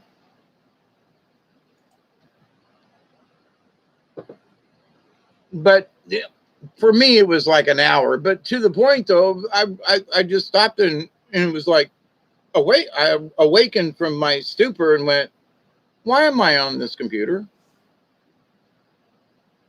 I don't know. As soon as I saw that, I closed the lid. I went, I don't know why and I just closed the lid and I thought, well, now that was strange. But see, so, and then I had it open. I was checking the weather and there was a thunderstorm in the area. But so I checked that. And, okay. But I found myself wandering into other things and there was no reason. And that was my point, getting on for a reason. Yeah, let me check the weather. Where's the storm? Blah, blah, blah. Okay, heard thunder. Okay, which way is it coming from? All right, but then an hour later, I was like, but I already checked the weather. What am I still doing? Boom. So, all of us get caught up in it for whatever reason. And even that's why I'm still in training. But the idea, though, that I can learn how I've learned and still learning to go, holy crap, shit, there I go again. Close the lid or stop the game or whatever, because I know an excess of any of this ain't good for my eyesight, ain't good for my brain. And literally, unless I'm participating like I am now with y'all, it's a lot of ways sucking the energy right out of me. It's taking my time. It's taking whatever. I mean, now it's reading my mind and putting stuff over here. Why don't you check this out? And I'm going, what? You know, about the ghost dance, for example. But I did put it in the search engine. So, but the whole point is now my name, when you do a search, is associated because of the video I did with the ghost dance. Okay, that was interesting. It was not my intention, but okay, now it's going to pop up, and now other people are going to go, "What's he talking about?" So, and inadvertently, and I had to listen to the spirits to give me the title. There are times when I'm like, "So, what do you want me to say?" And how do you want me to say it? I did the same thing for the video I did now. And it was like, Nirvana. Well, to reach what? To reach some kind of, what are we, Nirvana? Oh, so it took me 5 minutes to figure out a title for this video, because I'm asking the universe, what's the best way to phrase this? How? So, but if I'm trying to come up with it, I can type all kinds of stuff.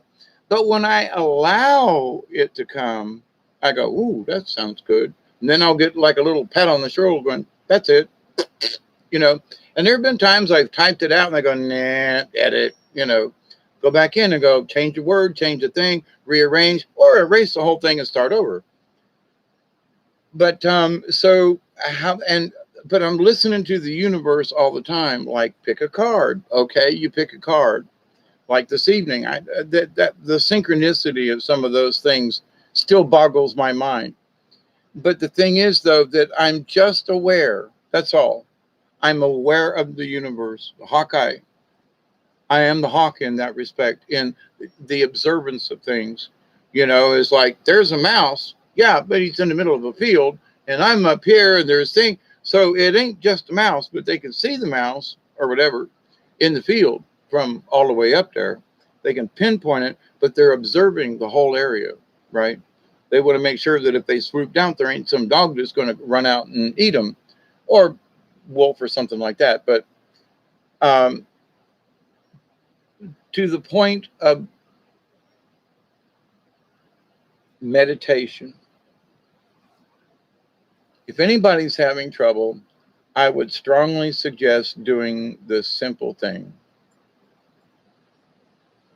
As dark as possible room. I know that you can just pull the shades in the daytime and focus with a candle, but a single one candle, simple candle, and that there's, if you have sage and want to burn it just to help, give yourself a little extra special, but that you just basically look into the candle and say, I wish the candle to just enlighten me with peace. Just start out with a simple one thingy thought. But what do you want out of your meditation? What is it that you want out of whatever it is that you're looking for? So if you're meditating for a thing or on a thing or for an answer or something, different. But if you're meditating to relax, if you're meditating just to become aware of the universe and to let anything come in, then I would suggest just a candle, not a great big flame, just a candle. Focus on it and understand it and allow the light to come into you. Close your eyes and see the candle through your eyelids. But don't look with your eyes, look from here. And you'll be able to see the light, and it will just allow it to wash over you. Now, there are people who can picture this. I've never been good at that. But give me a candle and I'm there. Okay.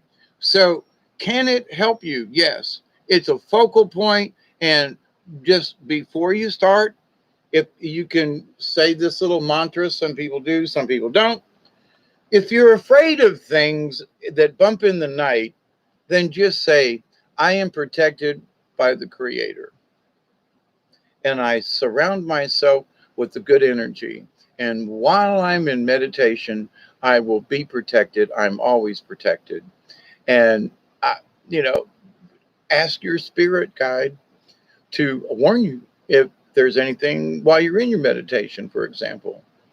Um, but in that, you allow yourself to, like, there was a mantra before you go astral project, because leaving the body, your spirit leaving the body, you'll sometimes lose your breath. You'll feel like, oh my God, I'm starting to float, but you get scared and you fall back down. But a lot of people experience that.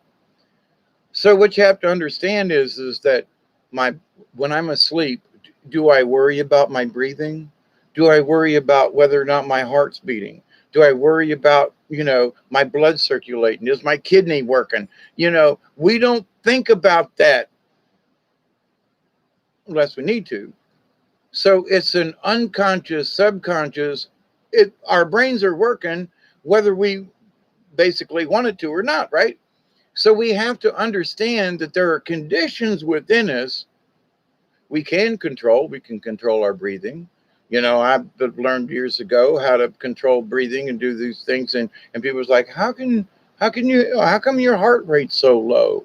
And it's like, because, when if I feel myself getting too, you just calm down. And there are so many things in this world right now that if you just count to 10 and go 10, 9, 8, 7, 6, 5, 4, and allow it and think, I want, and whatever this negative, this anger, this anxiety, whatever it is going to leave me. And at the count of 10. And it can take you 2 minutes to count to 10. It doesn't mean you got to go 1, 2, 3, 4, 5. No, 1, 10, 9, 8. So as you go through it, you're relieving tension, you're pushing energy, negative energy out. And at the end of it, you want to replace it with good positive breath and energy. So, but in meditation, there are many ways to clear your head. Breathing is one of them. There's one particular exercise, and it was like, breathe into the count of 4, hold your breath for the count of 4, and breathe out to the count of 6. Try it. But you breathe in for a count of 4, and then you hold your breath just long enough, and then you exhale very slowly. You breathe in through your nose and out through your mouth. You bring in the good energy into your brain, and you exhale. You don't want to put carbon dioxide, monoxide, whatever, dioxide, back out through your nose. No, you bring it in through your nostrils and in through your brain, and exhale all the negative out through your mouth.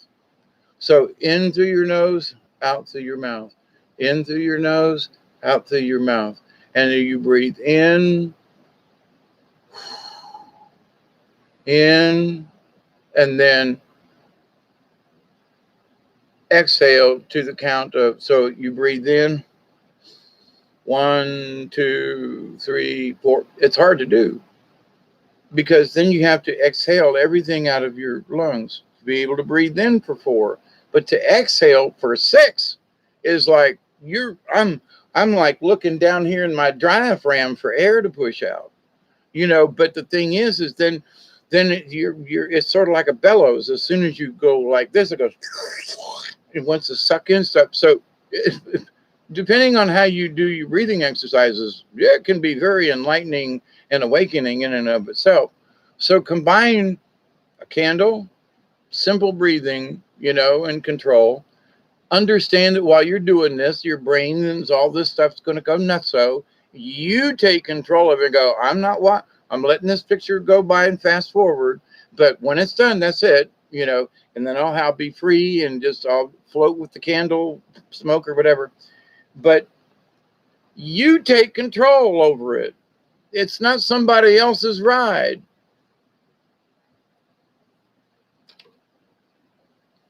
Truth in me says, at David, no, can we do a meditation night? I don't see why not. I mean, um, I'll do a little outline, and then if y'all want to, which is fine with me, um, like pick a time. Like say I start at 10 o'clock. Okay, well that's when the show starts, but it's going to be 10:30 when we do the meditation. So any latecomers, and we can all come in, and we can all get in our own special place wherever we may be and get in the mood. But we could say, okay, 10 o'clock on Friday night, we're going to do a meditation, but it's actually going to be at 10. The actual time of the meditation will be at 10:30. Does that make sense? Okay, but I don't see any reason why not. Uh, Things have just been a little crazy for me, that if I'm kind of sort of going to be the leader on this, I've been too squirrely to do it, quite frankly, to be honest with you. But now, with till the death of me, what do you feel a pressure and then floaty? I wake myself up like I'm like, no, I don't want to. Yes, Brandy. And that's one of the hardest things to get over. It really is. And that's part of the reason for telling yourself your heart already is going to be, your lungs are going to be okay. Your system is going to be fine. And you have to trust it. And I still, there was, well, recently, I felt myself trying to leave, and it was like, and I was like, what the hell is going on here? Maybe I'm not supposed to go. But anyway, um, but with that said, though, yes, lots of people, even though I've been doing this for over 50 years, there are still times when I feel this like, whoop, can't leave. There's something like, well, wait a minute. Now, I've been doing this for a while. What's the deal? But it might be that maybe you shouldn't go. Or maybe it's not the right time. Maybe the energy, maybe where you're going is going to scare the crap out of you. Now, I'm saying that for me, but that could be your spirit guide's warning not to go. Now, that's different though, but in learning how to go, I don't know of anyone who's not had that feeling. Anyone who's tried to astral project consciously, not dreamwalk or something, but consciously do it, has had this, oh my God, I can't breathe. Because when you wake up in that other realm, that you start going, like, am I breathing? Well, you don't breathe out there, but you breathe in here. So you have to understand that wherever you go, this is still breathing. Okay. You're connected by the silver thread. And so if you are worried about it, you just put in your brain, all this stuff is going to work while I'm away. It does anyway. When I'm asleep, my heart's still pounding and my blood's still circulating. Uh, I, I haven't wet the bed recently, but the silver coil, is that cord? Yeah. There, different people call it different names, but just understand that we are attached. Now, there are folks who say we're attached with our navel. There are some people say we're attached with our pineal gland, or through our heart. Does it matter? Just know that we're connected, and that, especially before we started, we say this nice little mantra that I'm going to stay connected wherever I go. And if I get into trouble, I will come back. And now I just sort of, I don't even have to say it, because my system already knows, after having repeated it for years and years. You just it doesn't matter what color it is, because well, it's a purple alligator. No, yeah, well, that's Barney. No, he's a dinosaur. Well, who gives a shit? But maybe it ain't purple to you. Maybe I'm colorblind. Maybe it's chartreuse. Maybe it's burnt sienna. Who knows? But the idea, though, that we can all perceive what it is. It's a higher sense of feeling. We get to feel floaty. We get to feel this out of body higher experience. What you feel and what I feel may be similar, but we're all different human beings, hybrids. And that we're going to feel and perceive things different because we are. And if you're trying to copycat the next person, well, that's not giving yourself a chance. You're holding yourself back. So, anyway, I have been yapping, oh my God, for an hour and 40 minutes. I have only looked at part of the chat. I do hope some of this has helped anyone. There are folks out there who are troubled about these certain things. And if you're troubled about them, just stop, chill out, get the little wad out of your drawers, don't get your knickers in a bunch and go, well, wait a minute now. Well, why do I feel like I'm not achieving nirvana? Why do I feel like, why? Ask that question. Well, why do I feel that way? Well, I don't know. Why shouldn't I be? Well, see, then are you putting expectations on yourself? How do you know what you're supposed to feel? You're so worried about how you're supposed to feel. You don't know how you wouldn't know the feeling if it bit you in the ass because you're worried about what it's going to feel like. Expectations. And I know some folks say, well, that doesn't really matter. But then why are you still having trouble? Well, you still watching, you still doing video games for 2 or 3 hours a day. And then you say, well, I don't know why I can't meditate. You shut off the computer. We're using the wrong kind of light. We've talked about light before and what the different frequencies will do to us and what it does to our brain. And we can't focus, in fact, and the new LED lights and the fluorescence, they're in spectrums that are keeping people awake too long. That light bulb right there is a 25-watt old incandescent bulb. It's hotter than hell. It's not a newie. It's 25-watt old soft white bulb.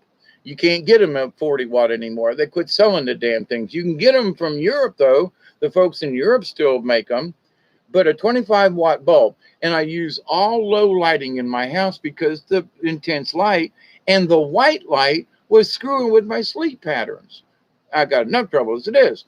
But to the point, if you're just allowing all these things to transpire in your life, and then you don't pay attention to the honest to God things that you're actually doing, are you turning the lights off at 10 o'clock before you go to bed at 11? And are you putting your mind, are you allowing yourself to have lower light, different kind of light, a nice soft white, soft, the old kind of incandescent glow kind of thing, maybe a candle, depending, or maybe something else, but not this 100-watt bulb in the ceiling with the fan on, that's giving you this, the ceiling fans with lights drive me nuts.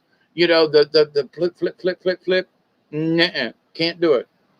But anyway, so there are people who will stare at that shit all night long, and they're literally hypnotized by it, but they don't have a clue. But all these things affect us. So when you become aware of your surroundings, when you can see the bigger picture, and where you can see, well, wait a minute, maybe I've been allowing this to happen because I haven't paid attention to it. I didn't think it would matter. Well, maybe I should change that right there. And be honest, because I'm telling you, shamans in the old days didn't have all this electronic stuff and all these things to distract them. They just had newspapers, word of mouth, maybe a radio program, but all this other stuff. So people are having problems. You got to turn all this other stuff off because you literally can't hear yourself think. And be honest. I know folks are out there going, well, I did it, but they're still doing these bad behaviors, and they're still having trouble. And it's like, but I read this book. So did you change what's happening with you? Are you turning off the lights? Are you unplugging things? These frequencies add up, and you're no, but I'm doing this and that, and everything's hunky. And I had a crystal the other day, and I lit some sage, but you still got all this other crap going on in your life, and you're wondering why you're failing. Because it's these other things. The old timers didn't have any of this, none of it. So they were able to achieve nirvana, which is very difficult for most people to reach nowadays. But nirvana is subjective in and of itself. So Buddha or whoever's vision of nirvana is not necessarily what I am or what I perceive or what I've experienced, because nirvana is going to come from my experiences. My peace of mind is going to come from, I know that I did this right, and even though I did something wrong in the past, I did my best to do better. I changed my life. I got off of, cocaine. I'm not taking all these nasty drugs. I'm not, I'm cleaner living. I'm not doing, I'm doing this more. And so, but at the same point, in the long run, I asked this question to the universe, and I get my head thumped, and it's like, we asked you to do this now, but I have to ask, am I doing okay? It's not that I want an award. There's no stars I'm asking for, but am I doing okay? That's all. And I'm humbled by the fact that you all come and hang out with me and interact with each other, and that it seems that there are things or points of view that matter to you, and that's important to me. And in the grand scheme of what's this going to get me in the long run, I don't care. It's not about me, but it is about me speaking the truth and making sure that the pathways that I have asked the Creator and the Spirit guides, so that I may share as much truth in something that you can understand. So, but what am I getting out of this at the end of it? A butt cramp. Michelle, a butt cramp. It's about time for, I'm wiggling around here in my seat after having been here for almost 2 hours here with you guys and an hour with Robert V. So, but anyway, but if you're having difficulty, butt cramp, o'clock, yes, ma'am. Thank you, Michelle. But you must take a look at all these other things, because the shamans of old didn't have them. And if you look at who if you go to India and see what are they doing? They're away from, there might be people around, but they're away from stuff, and going out into nature to get away from stuff. But it's also to commune with the stuff that's already there, with the nature that's there. So if you're in town and there's this and that, and there are buildings and whatever, but there's still quiet places, parks and whatever, you can still find a place if you live in a city or in a more of that kind of a setting. But at the same time, if you're not finding that, then you must take time. You must find time. And you go, well, I can't fit it into my busy schedule. That's because you ain't trying. Figure it out. You can do it. If it ain't but for 30 minutes. When I said earlier, 30 seconds of one good kernel of light from the universe can help to keep you warm for a while. It's all in how you look at it. So you can say, well, I only got a handful of beans, and Jack his mother said, "White magic means bullshit." And she threw him out the window. Jack believed, and the next morning there's a beanstalk. So what?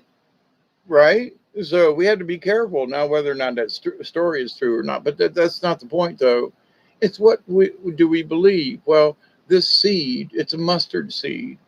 And, the tale of the mustard seed in the Bible. But if it's sowed with good soil and then the mustards grow up. Well, I've seen mustard seeds come up in cracks between bricks that are like really healthy. So in a way, it's like, well, you throw mustard seed off on the wayside and it's scraggly. Well, I've seen anyway on the sides of the growing better than the ones in the row. But so, which has kind of been contrary to what the popular story is.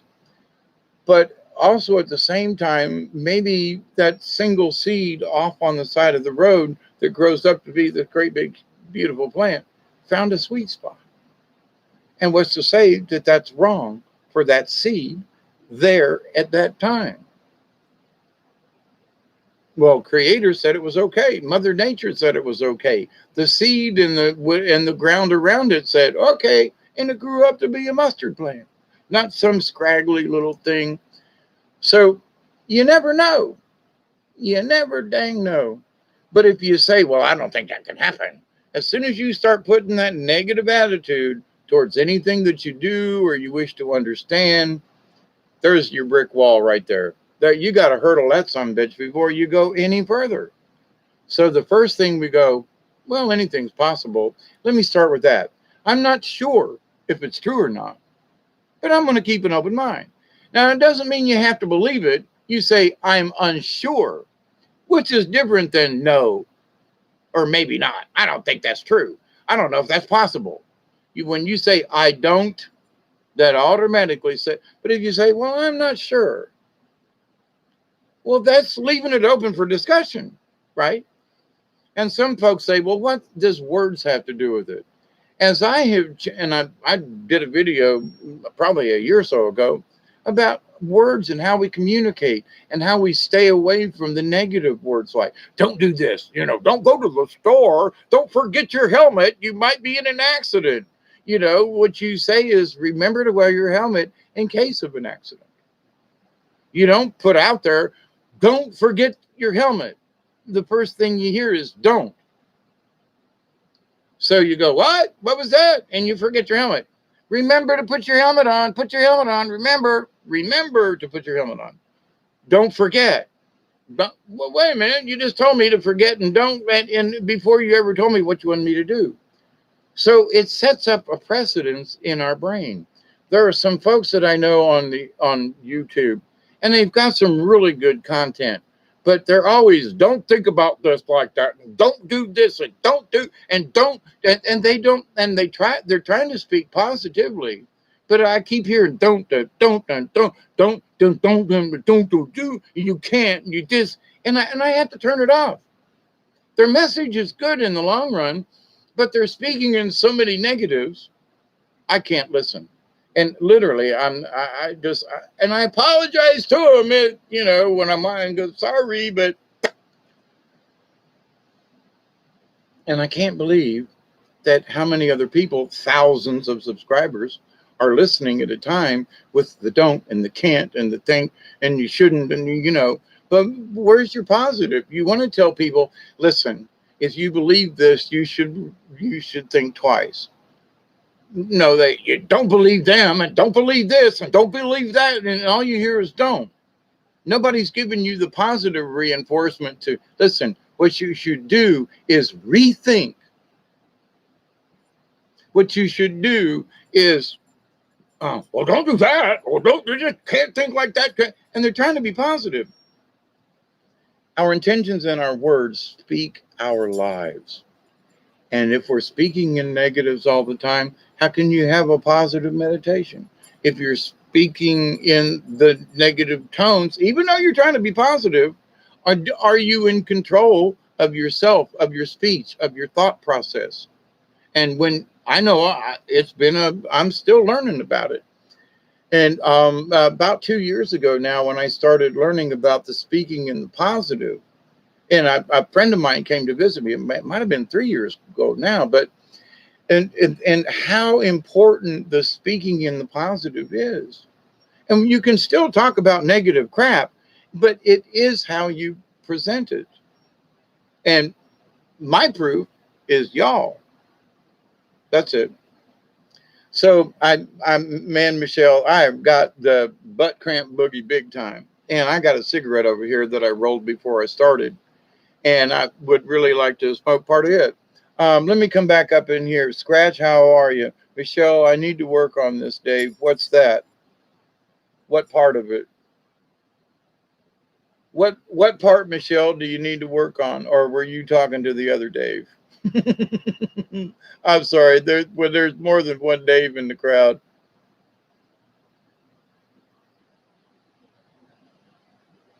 Yeah, I don't do Facebook either. It's a bad suck in, kind of get you caught up in stuff.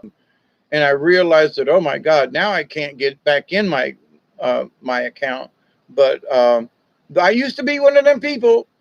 I can speak from experience. So when I'm talking about some of these things, um, it's my own personal hurdle that I've had to go over, and I'm sharing it with you. And so if you think that, well, you didn't have, well, Dave didn't have to go through it. Yeah, I'm relating this because I've had a similar situation, and I would like for you to see, you know, in our spiritual growth, what's our yardstick? You know, say, well, I got a yardstick. It's, 3 feet, 36 inches. Okay. Well, how far have you progressed? Well, I don't know. Have you reached Nirvana yet? Well, I don't know. What is Nirvana? Well, I don't know. I read in a book that, so that's sort of my point. How do we know if we've reached it? And would we know when we got there? And not only that, when we get there, what are we going to do with it? So say I'm a 25-year-old and I reach Nirvana. Am I going to walk around the rest of my life in a stupor going, I'm in Nirvana? Are you going to be so uh, like fluffy headed that, it's like you're a zombie? But are you enlightened? But what does that mean to that person who's wandering around? I can see God. I can, I'm okay. Good for you. But then what are you doing? Well, you're wandering around going, I can see God. I can speak to. We all can if we take the time. But to the point though, but what are you doing for humanity?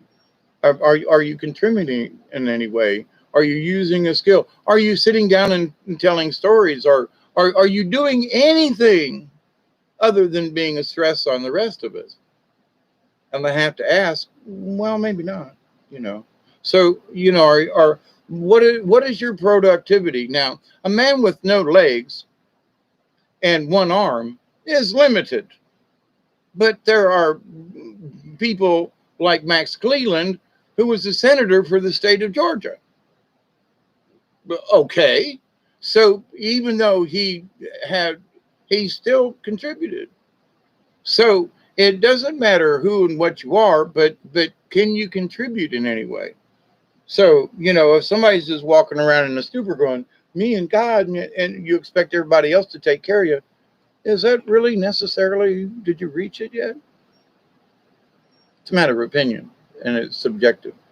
Damn, going on 2 hours, and I'm really got the back cramp, butt cramp boogie. Um, anyway,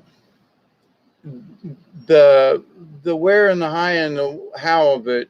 If you're not reaching your goal, the simple question is always, why? Why do you think you didn't reach it? If the yardstick of spirituality, well, I haven't learned how to walk through a wall yet. That's it's not my gauge. It's a half-assed joke. But if I really had this shaman stuff down, I wouldn't know that I could just pass myself through the wall. I know that at some point it's possible.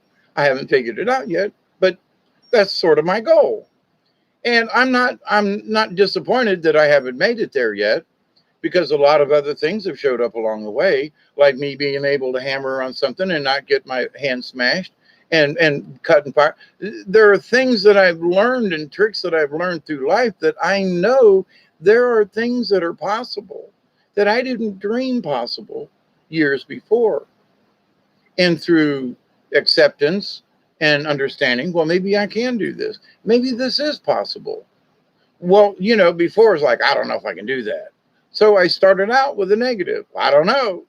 Well, okay. So instead of saying I don't, I say now, not sure. Well, you say, well, what's the difference? Not sure is different from than don't, not do not, don't. Not sure? Maybe. Anything's possible. So I try to put it in a different light in that, well, I'm not sure sounds better than I don't know, right? As a director, people would come up and go, well, what do you think about that? And I go, oh, I'm not sure about that. If I said, I don't know, oh man, it would set these folks off. Holy crap, he doesn't know. And if they, well, what about this? Well, I'm not sure. I changed that little phrase from I don't know to I'm not sure. I'm not sure. Let me get back. I'm not sure. Well, I don't know. And then the people would just all freak out. I'm not sure just was easier. People accepted it easier. So does how we speak matter? Oh yeah. So how we speak to ourselves, how we speak to our spirit, it all has to do with meditating, because I find myself in meditation when I'm using the weed eater. Like wrong time to be in meditation, right? But the monks of old, as a Catholic, they were talked about how some of the older monks, they meditated through the whole day. The whole day was a prayer. So when I get up, my days are a prayer, to the universe of what can I do for you today? Yeah, I got to go feed the chicken, which I forgot today.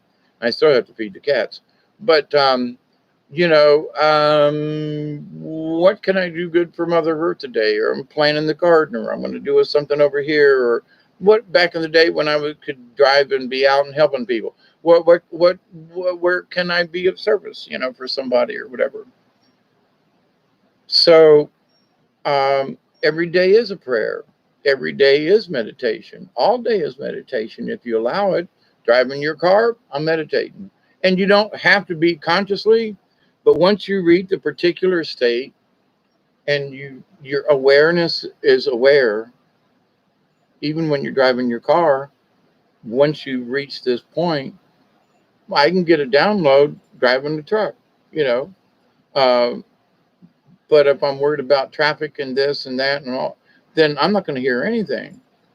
But having been accustomed to listening and having the positive thoughts come in, and there's a certain wavelength and a certain voice, if you will, not necessarily a real voice, but, that's familiar.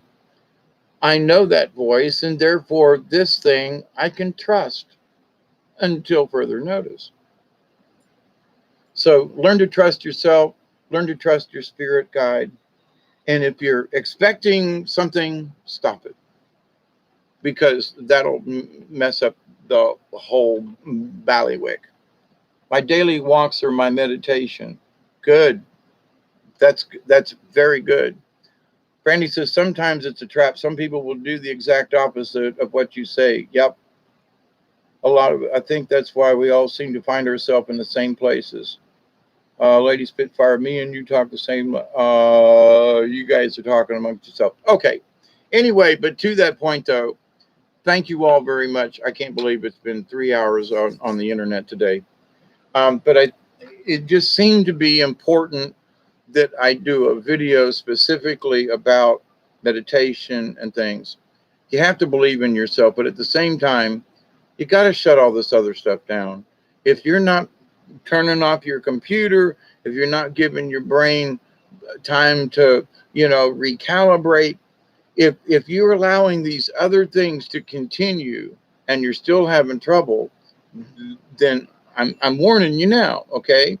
For your benefit. It doesn't do me a damn bit of good whether or not you turn your stuff off or quit playing video games so much to help attain a high. I ain't gonna know, but you will. And trust me, you think it doesn't matter? Oh, the difference it will make in your life. But you got to allow it. You got to have faith, and you got to want it. You go, well, and I know that there are games and things that are addictive. I've been there and I keep fighting it. Like I said, I was on the internet the other. Oh, what the hell am I doing here? You know, close the lid. So, and the honesty of like, well, I really don't spend that. If you're making excuses for your time on the cell phone or whatever you're doing, you're already in denial. Oh yeah. So, how bad do you want meditation? How badly do you want to uh, achieve a higher sense? How bad do you want it? No pain, no gain. And if it gives you pain to shut off your computer or put your phone down for a little while, it's going to take it. Okay, that's enough. I'm bitching enough. It almost sounds like, but I want to shake my finger at some folks out there who are, they're their own worst enemy. And they're like, well, if I read another book, it's going to make me more spiritual. Well, I've read all these books and, but I read another book and, well, I'm still having trouble. But you haven't got to the core. You're searching out here when you haven't really stopped and looked here and went, I'm still doing these other things. I'm still doing, but I'm going to read another book and maybe it's going to enlighten me and I'm going to see Nirvana. But you've got all this other information, but have you stopped to absorb what you've already learned? No, because I got to read another book. It's going to teach me how to do this, and I'm going to be enlightened. But you've already read a bunch of books. Have any of them done you any good? Well, I don't know. But you're so worried about searching for more, you haven't allowed what you've already learned to sink in. You're looking so hard you can't see the forest for the trees. And that's so true. So there are some people who are looking so hard, and I love them. I do, and I'm praying. Just stop. Allow it. Well, but if I'm trying this, calm down. But calm down. But if this and this, and I'm worried about, calm down. But you just gave me 20 minutes worth of the reason why you can't meditate, because you can't calm down. You got all these other things that are, but they're important to me. Yes, of course they are. Now shut up. But now you're repeating yourself. But and you still can't meditate. But calm down. So yeah, okay, these things are important, but you're reliving them. You're bringing up the emotions. You're keeping your own chaos going, and you're yipping at me, going, "But I can't understand why I can't get there." Listen, here it is. Take these little basic steps. Yes, to some people, it's going to be really freaking hard. It's been hard for me, and I'm still learning these lessons. I am a shaman in training. But understand, we are all shamans in training. So we do have that in common. We are the soul tribe. We are members of the League of Like-Minded Beings. We are part of that club simply because of the awareness that we have at the moment. We're automatically part of the group. We don't have to have a membership card. We just are. So when we understand these basic things, give yourself credit. And if you're trying to use a yardstick to gauge where your spirituality is, you got the wrong concept. Because now you have to have a gauge. You have to have a box to think out of. So if you're trying to gauge your spirituality, trying to gauge it is contrary to your spirituality, because you're trying to gauge. You follow me? Well, I don't know how far along I am on my spiritual journey. Well, are you still seeking? Are you still looking for knowledge? Are you still awakening up to the universe? Are you still allowing the creator and nature and things? Are you still becoming aware? And well, there you go. You're still working on it, ain't you? Well, how far along am I? I don't know. How old are you? Well, I'll be 68 next month, 50 years at doing this, pretty much.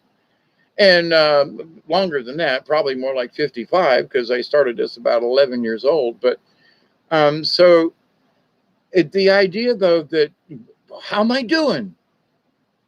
I'm still here, still searching. I understand, but from other people, uh, there is a lot of wisdom with this. Okay, thank you. And I'm humbled by it. But I'm still looking. But I'm looking in different places now because I know I've already accumulated a lot of this knowledge. Where I'm looking now is in here, up there, and out in the universe. So my focus has changed from let me read another book. Well, wait a minute. I've already read this book. Let me think about what I read there. Well, I'm going to read another one. Why? The last 50 books I've read, I'm still wondering where I am in the spiritual scale. See, you're wondering where you are. There you go. You're trying to put a, a construct on it. There, there is no scale. You did a bad thing, you'll know it. You did a good thing, it'll come back. And if you're just sitting still watching shit go by, that'll come back on you too. But anyway, my friends, I love you. I do. Thank you so much for being you. Thank you to keep looking and understand there's so many simple things. We live in a much more complicated world than when I was growing up. I mean, we had a black and white set. TV was off at like 10 o'clock. You know, I mean, there was no all night long and all this stuff. You know, oh my God, the things that have changed. But to the point, spirituality and understanding the universe and through us, that's still the basics.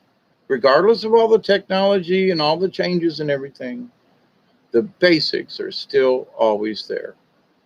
Love you, Delaney, Michelle, Truth in Me, Scratch. Wait, miss somebody else. Alex, Brandy. So I am going to, David Soul family, we have to save the children. We have to save old people. We got to save the homeless. But yes, to the children. But there's so many other folks we got to.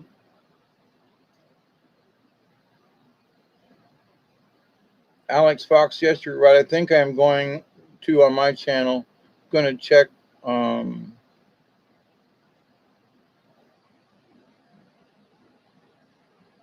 Attached. Much love, David. The new mic isn't nearly as clear as the old. Not hating, just letting you know. Thank you. It is a different microphone, and it is hooked up differently. And every time Windows updates, it changes my mic settings. So, but thank you, Attached. I do appreciate that.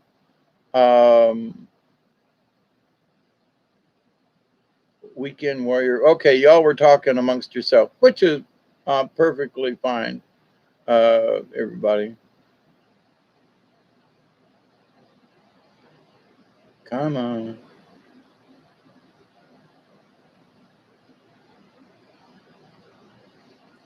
Alex, the microphone's too high? Or are you just saying hi? I'm sorry. Dang, this thing won't go where I want it to. I'm still trying to learn this new computer. Teresa says, Hawkeye, can you lead us on a guided meditation one night? How would you unfeel about that?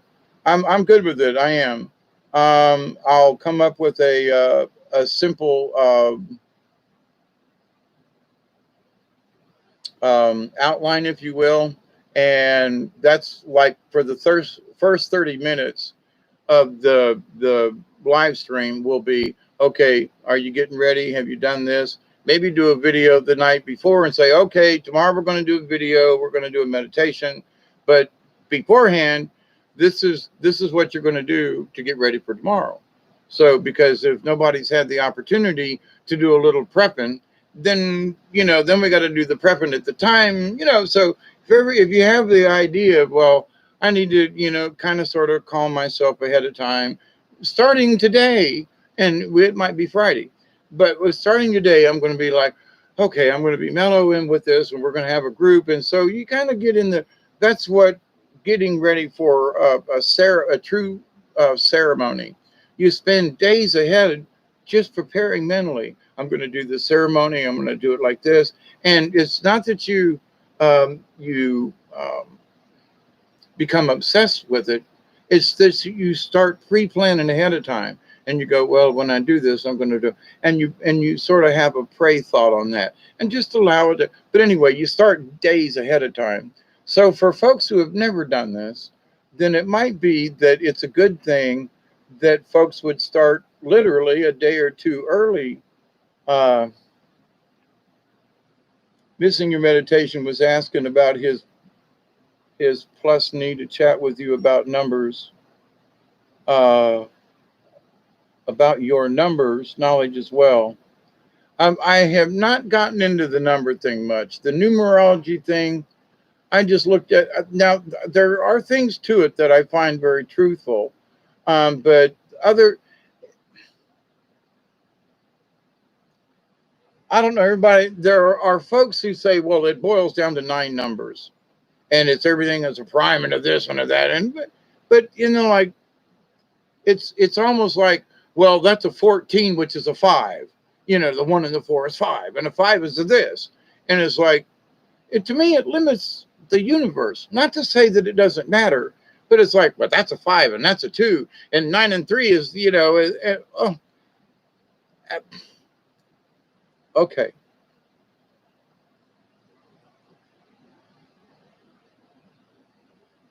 Yes, we'll do it. I'm in Lady Spitfire's in Georgia, with not with me, but yeah.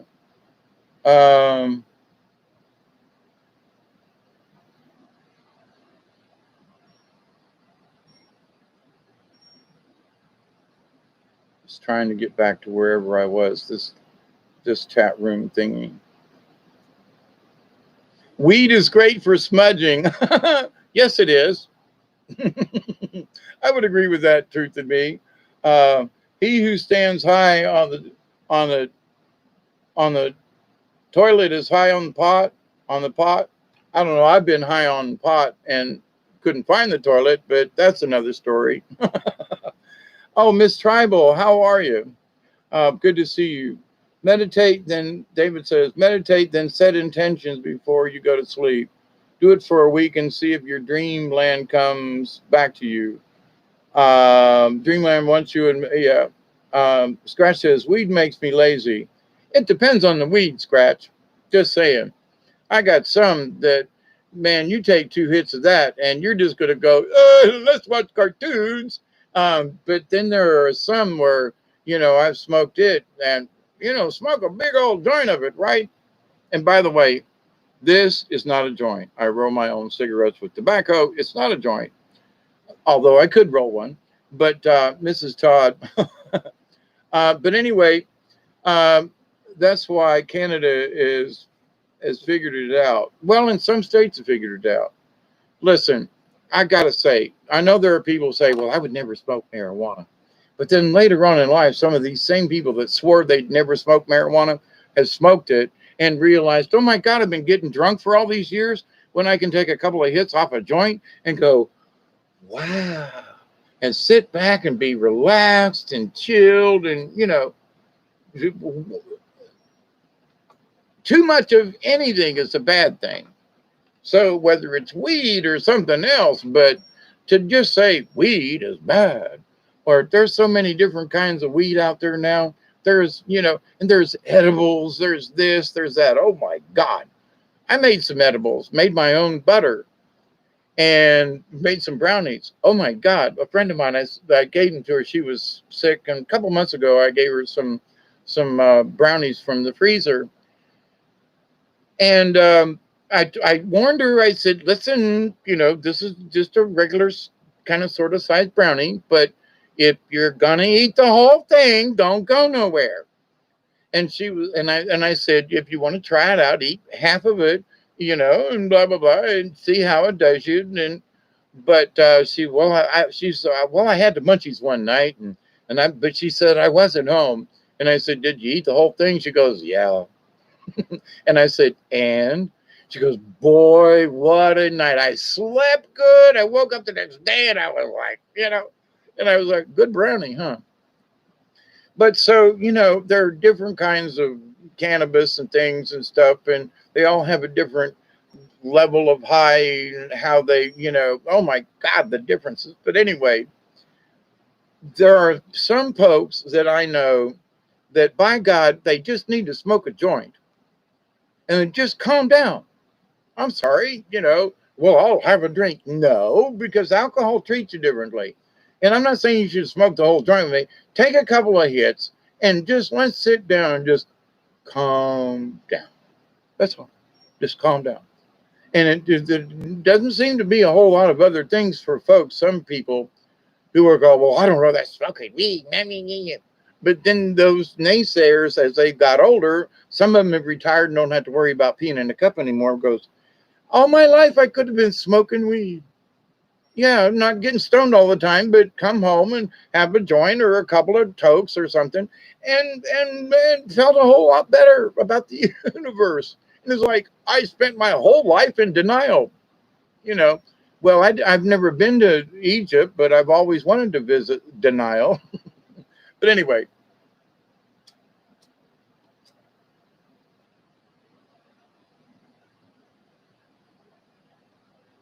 Now it's the end of the day and the end of the video, and now I'm just screwing around. I lit my cigarette that looks like a joint. And a friend of mine, she was sitting here watching me one day, and she goes, that's not a joint? And I said, no, I got tobacco right down here. See, tobacco. And I got papers, rolling papers, right? She goes, well, aren't you going to use a machine? And I go, no, why? Well, I rolled that freehand, right? It looks like a cigarette. And it's like, I've been rolling for so long, why get out the thingy and to do the thing and all that kind of, no, you just know how do you think, and I got a cigarette. Now, I know people who could literally do it with one hand and go, and roll it between their two fingers and their thumb and have a cigarette. I have not got there yet.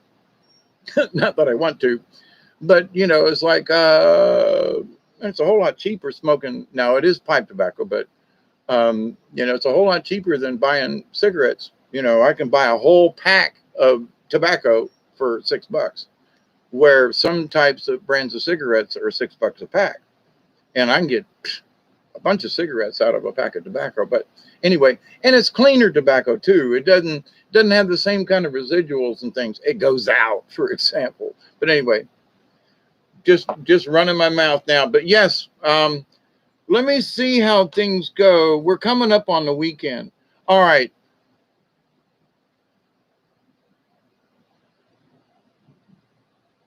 Lace brownies got me stoned last year. Yeah. I don't know. Mine aren't lace. They are what they are. But anyway, lady, I was the Aruban kind. Hint, hint, Alex.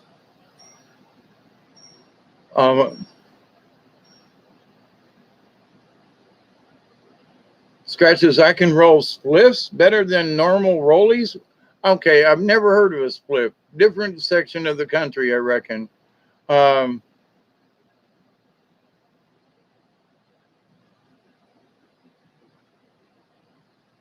Aruba.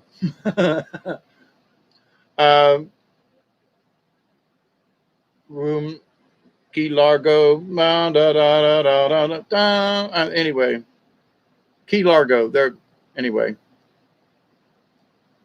different country. Yeah. So what's a spliff? Come on, Scratch. What's a spliff? I love slang.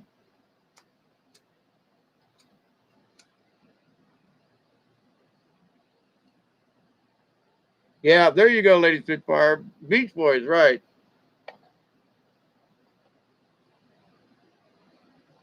You say we pay $60 to $80 for loose tobacco?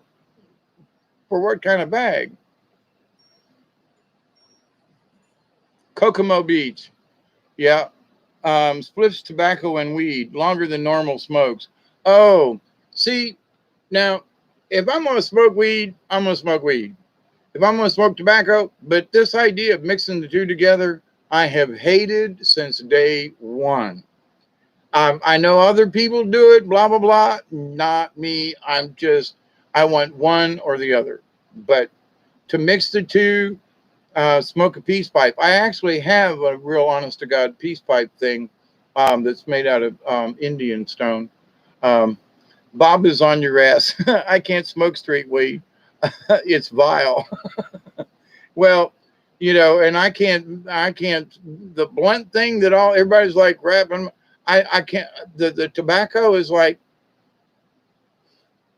you're ruining the taste of the weed. No, smoke good, but anyway, that's a personal thing. But folks grew up in different times. And I know some older folks that, they, they will only smoke certain types of joints or something.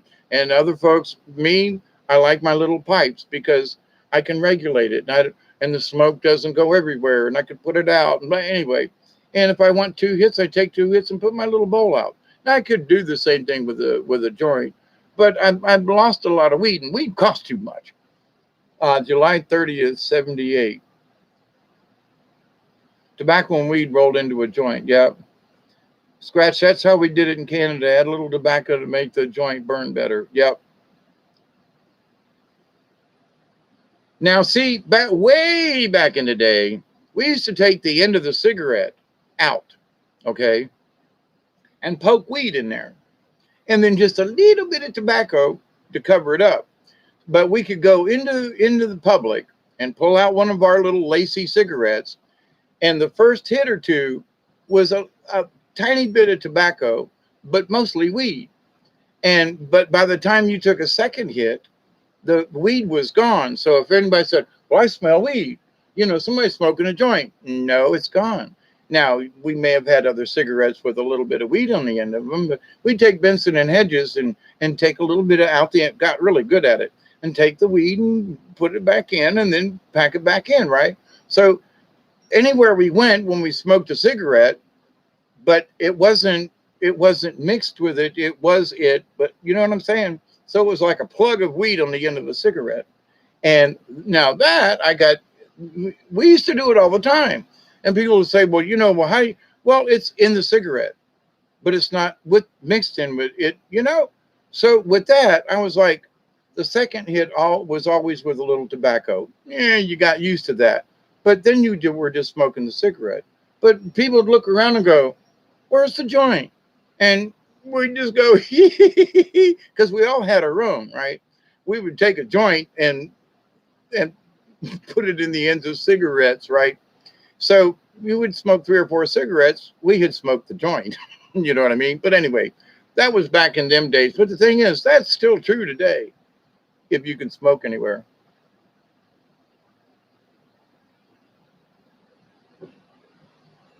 But anyway, it's been fun hanging out with you guys, but I really do have a back cramp. And it is about time for me to take my meds. I'm late in that. But it's been fun hanging out with you guys. And I hope that the beginning of this had made a little bit of sense. And maybe somebody along the line that's having trouble with meditation and whatever, that it will do them some good and help them to at least find some focus and understanding. So, okay, you guys, how soon do you want the meditation? This weekend? What night?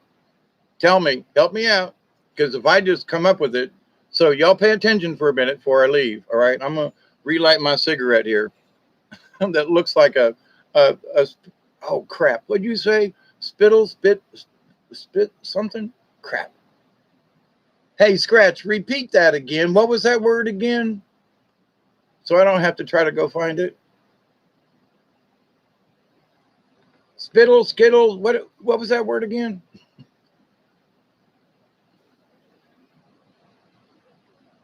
Any night. South of England, Scratch.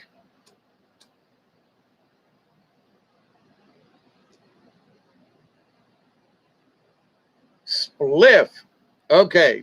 SPLIFF. Spliff. Okay. Spliff. All right. Thank you. I love it. I do.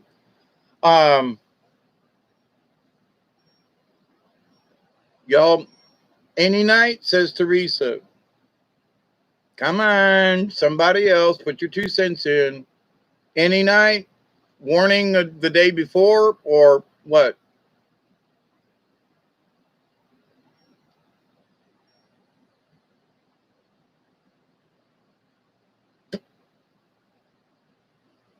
Saturday night, Michelle? Yeah, it's splifdiferous. There's some every night. Every night, as far as any night and every night, scratch, right? For doing meditation. Okay, we got a Saturday night. Teresa's in any night. Saturday. Okay, so let's get ready. Let's see. Saturday night doesn't isn't what you call it going to do a show? Um, Robert V. Spliffing. What? What? I love it. Scratch, dude.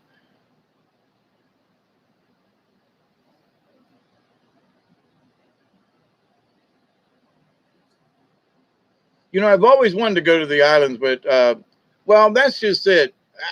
I'm just like a free spirit any day, right? Some days are kind of worse than others in that I just can't quite get my shit together. Please on the warning. Okay. So today's Thursday. All right. By Friday, I will put up something. The Soul Tribe show. I think that's Saturday at 10. I think. So, but I'll warn you. I'll find out from Robert. 1 day warning session to prepare. Okay, I got it. It works for me. So we're going to do a simple. We're going to do a simple candle meditation. Since we all can't go and find trees and things, we're going to do a simple candle meditation. So find yourself a candle, and anybody else. I'm going to bed being a boss leader. Always miss them shows. We'll try not to scratch. How about like 12, 11:30, 12 o'clock, Saturday, Sunday kind of thing? Maybe it'll be able to hit folks. But we're going to do a simple candle meditation. So get a candle.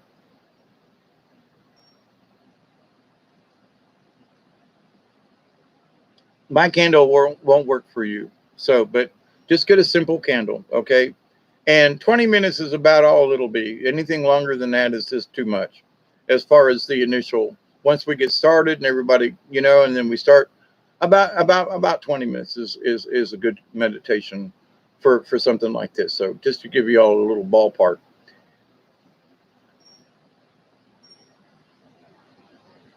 So you're on GMT time, right, Scratch? Gotcha.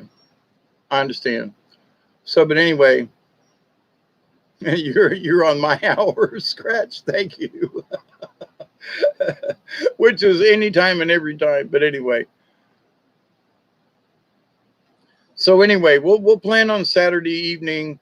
And if there is Robert V has a show, we'll do it after his show, and so we'll work on that for Saturday evening. Okay. And so my prayers to you, lovelies. Thank you, my friends. You are the best, Lady Spitfire. I got those same hours as Hawkeye. Afternoon or evening, it'll be evening. Evening, Truth in Me. Okay. All right. So I close this show as I always do, and I honestly mean it. I continue to pray that each and every day, each and every one of you will learn to accept and receive the knowledge, the healing, and the wisdom from the universe. I continue to pray that each and every day, that each and every one of you, your friends, your family, all of your relatives, and all of your relations, past, present, and to come, will learn to accept and receive the knowledge, the wisdom, and the healing from the universe. And as that law of three, and I do believe in certain numbers, yes, I do, but the law of three is obvious in many ways, but that I continuously pray each and every day that each and every one of you, your friends, your family, and all of your relatives will learn to accept and receive the knowledge, the healing, and the wisdom from the universe, and continue to share with your knowledge, and continue to reject the chaos and become the compassionate observer. Remember, my friends, we are the soul tribe. We are members of the league of like minded beings. We are a part of the universe. We are spirits. Believe it, understand it, and that's a big step. Michelle, David Castle, thank you. Love you too. Scratch, Teresa, Lady Spitfire, and anybody else I missed. I love you all. Thank you. Truth in me. Until next time, keep it between the ditches, my friends. And from South Georgia, it's TTFN, Talk Town for now, my friends. Later. Bye, y'all. Win. Thank you, Bob, for a good show. Bye.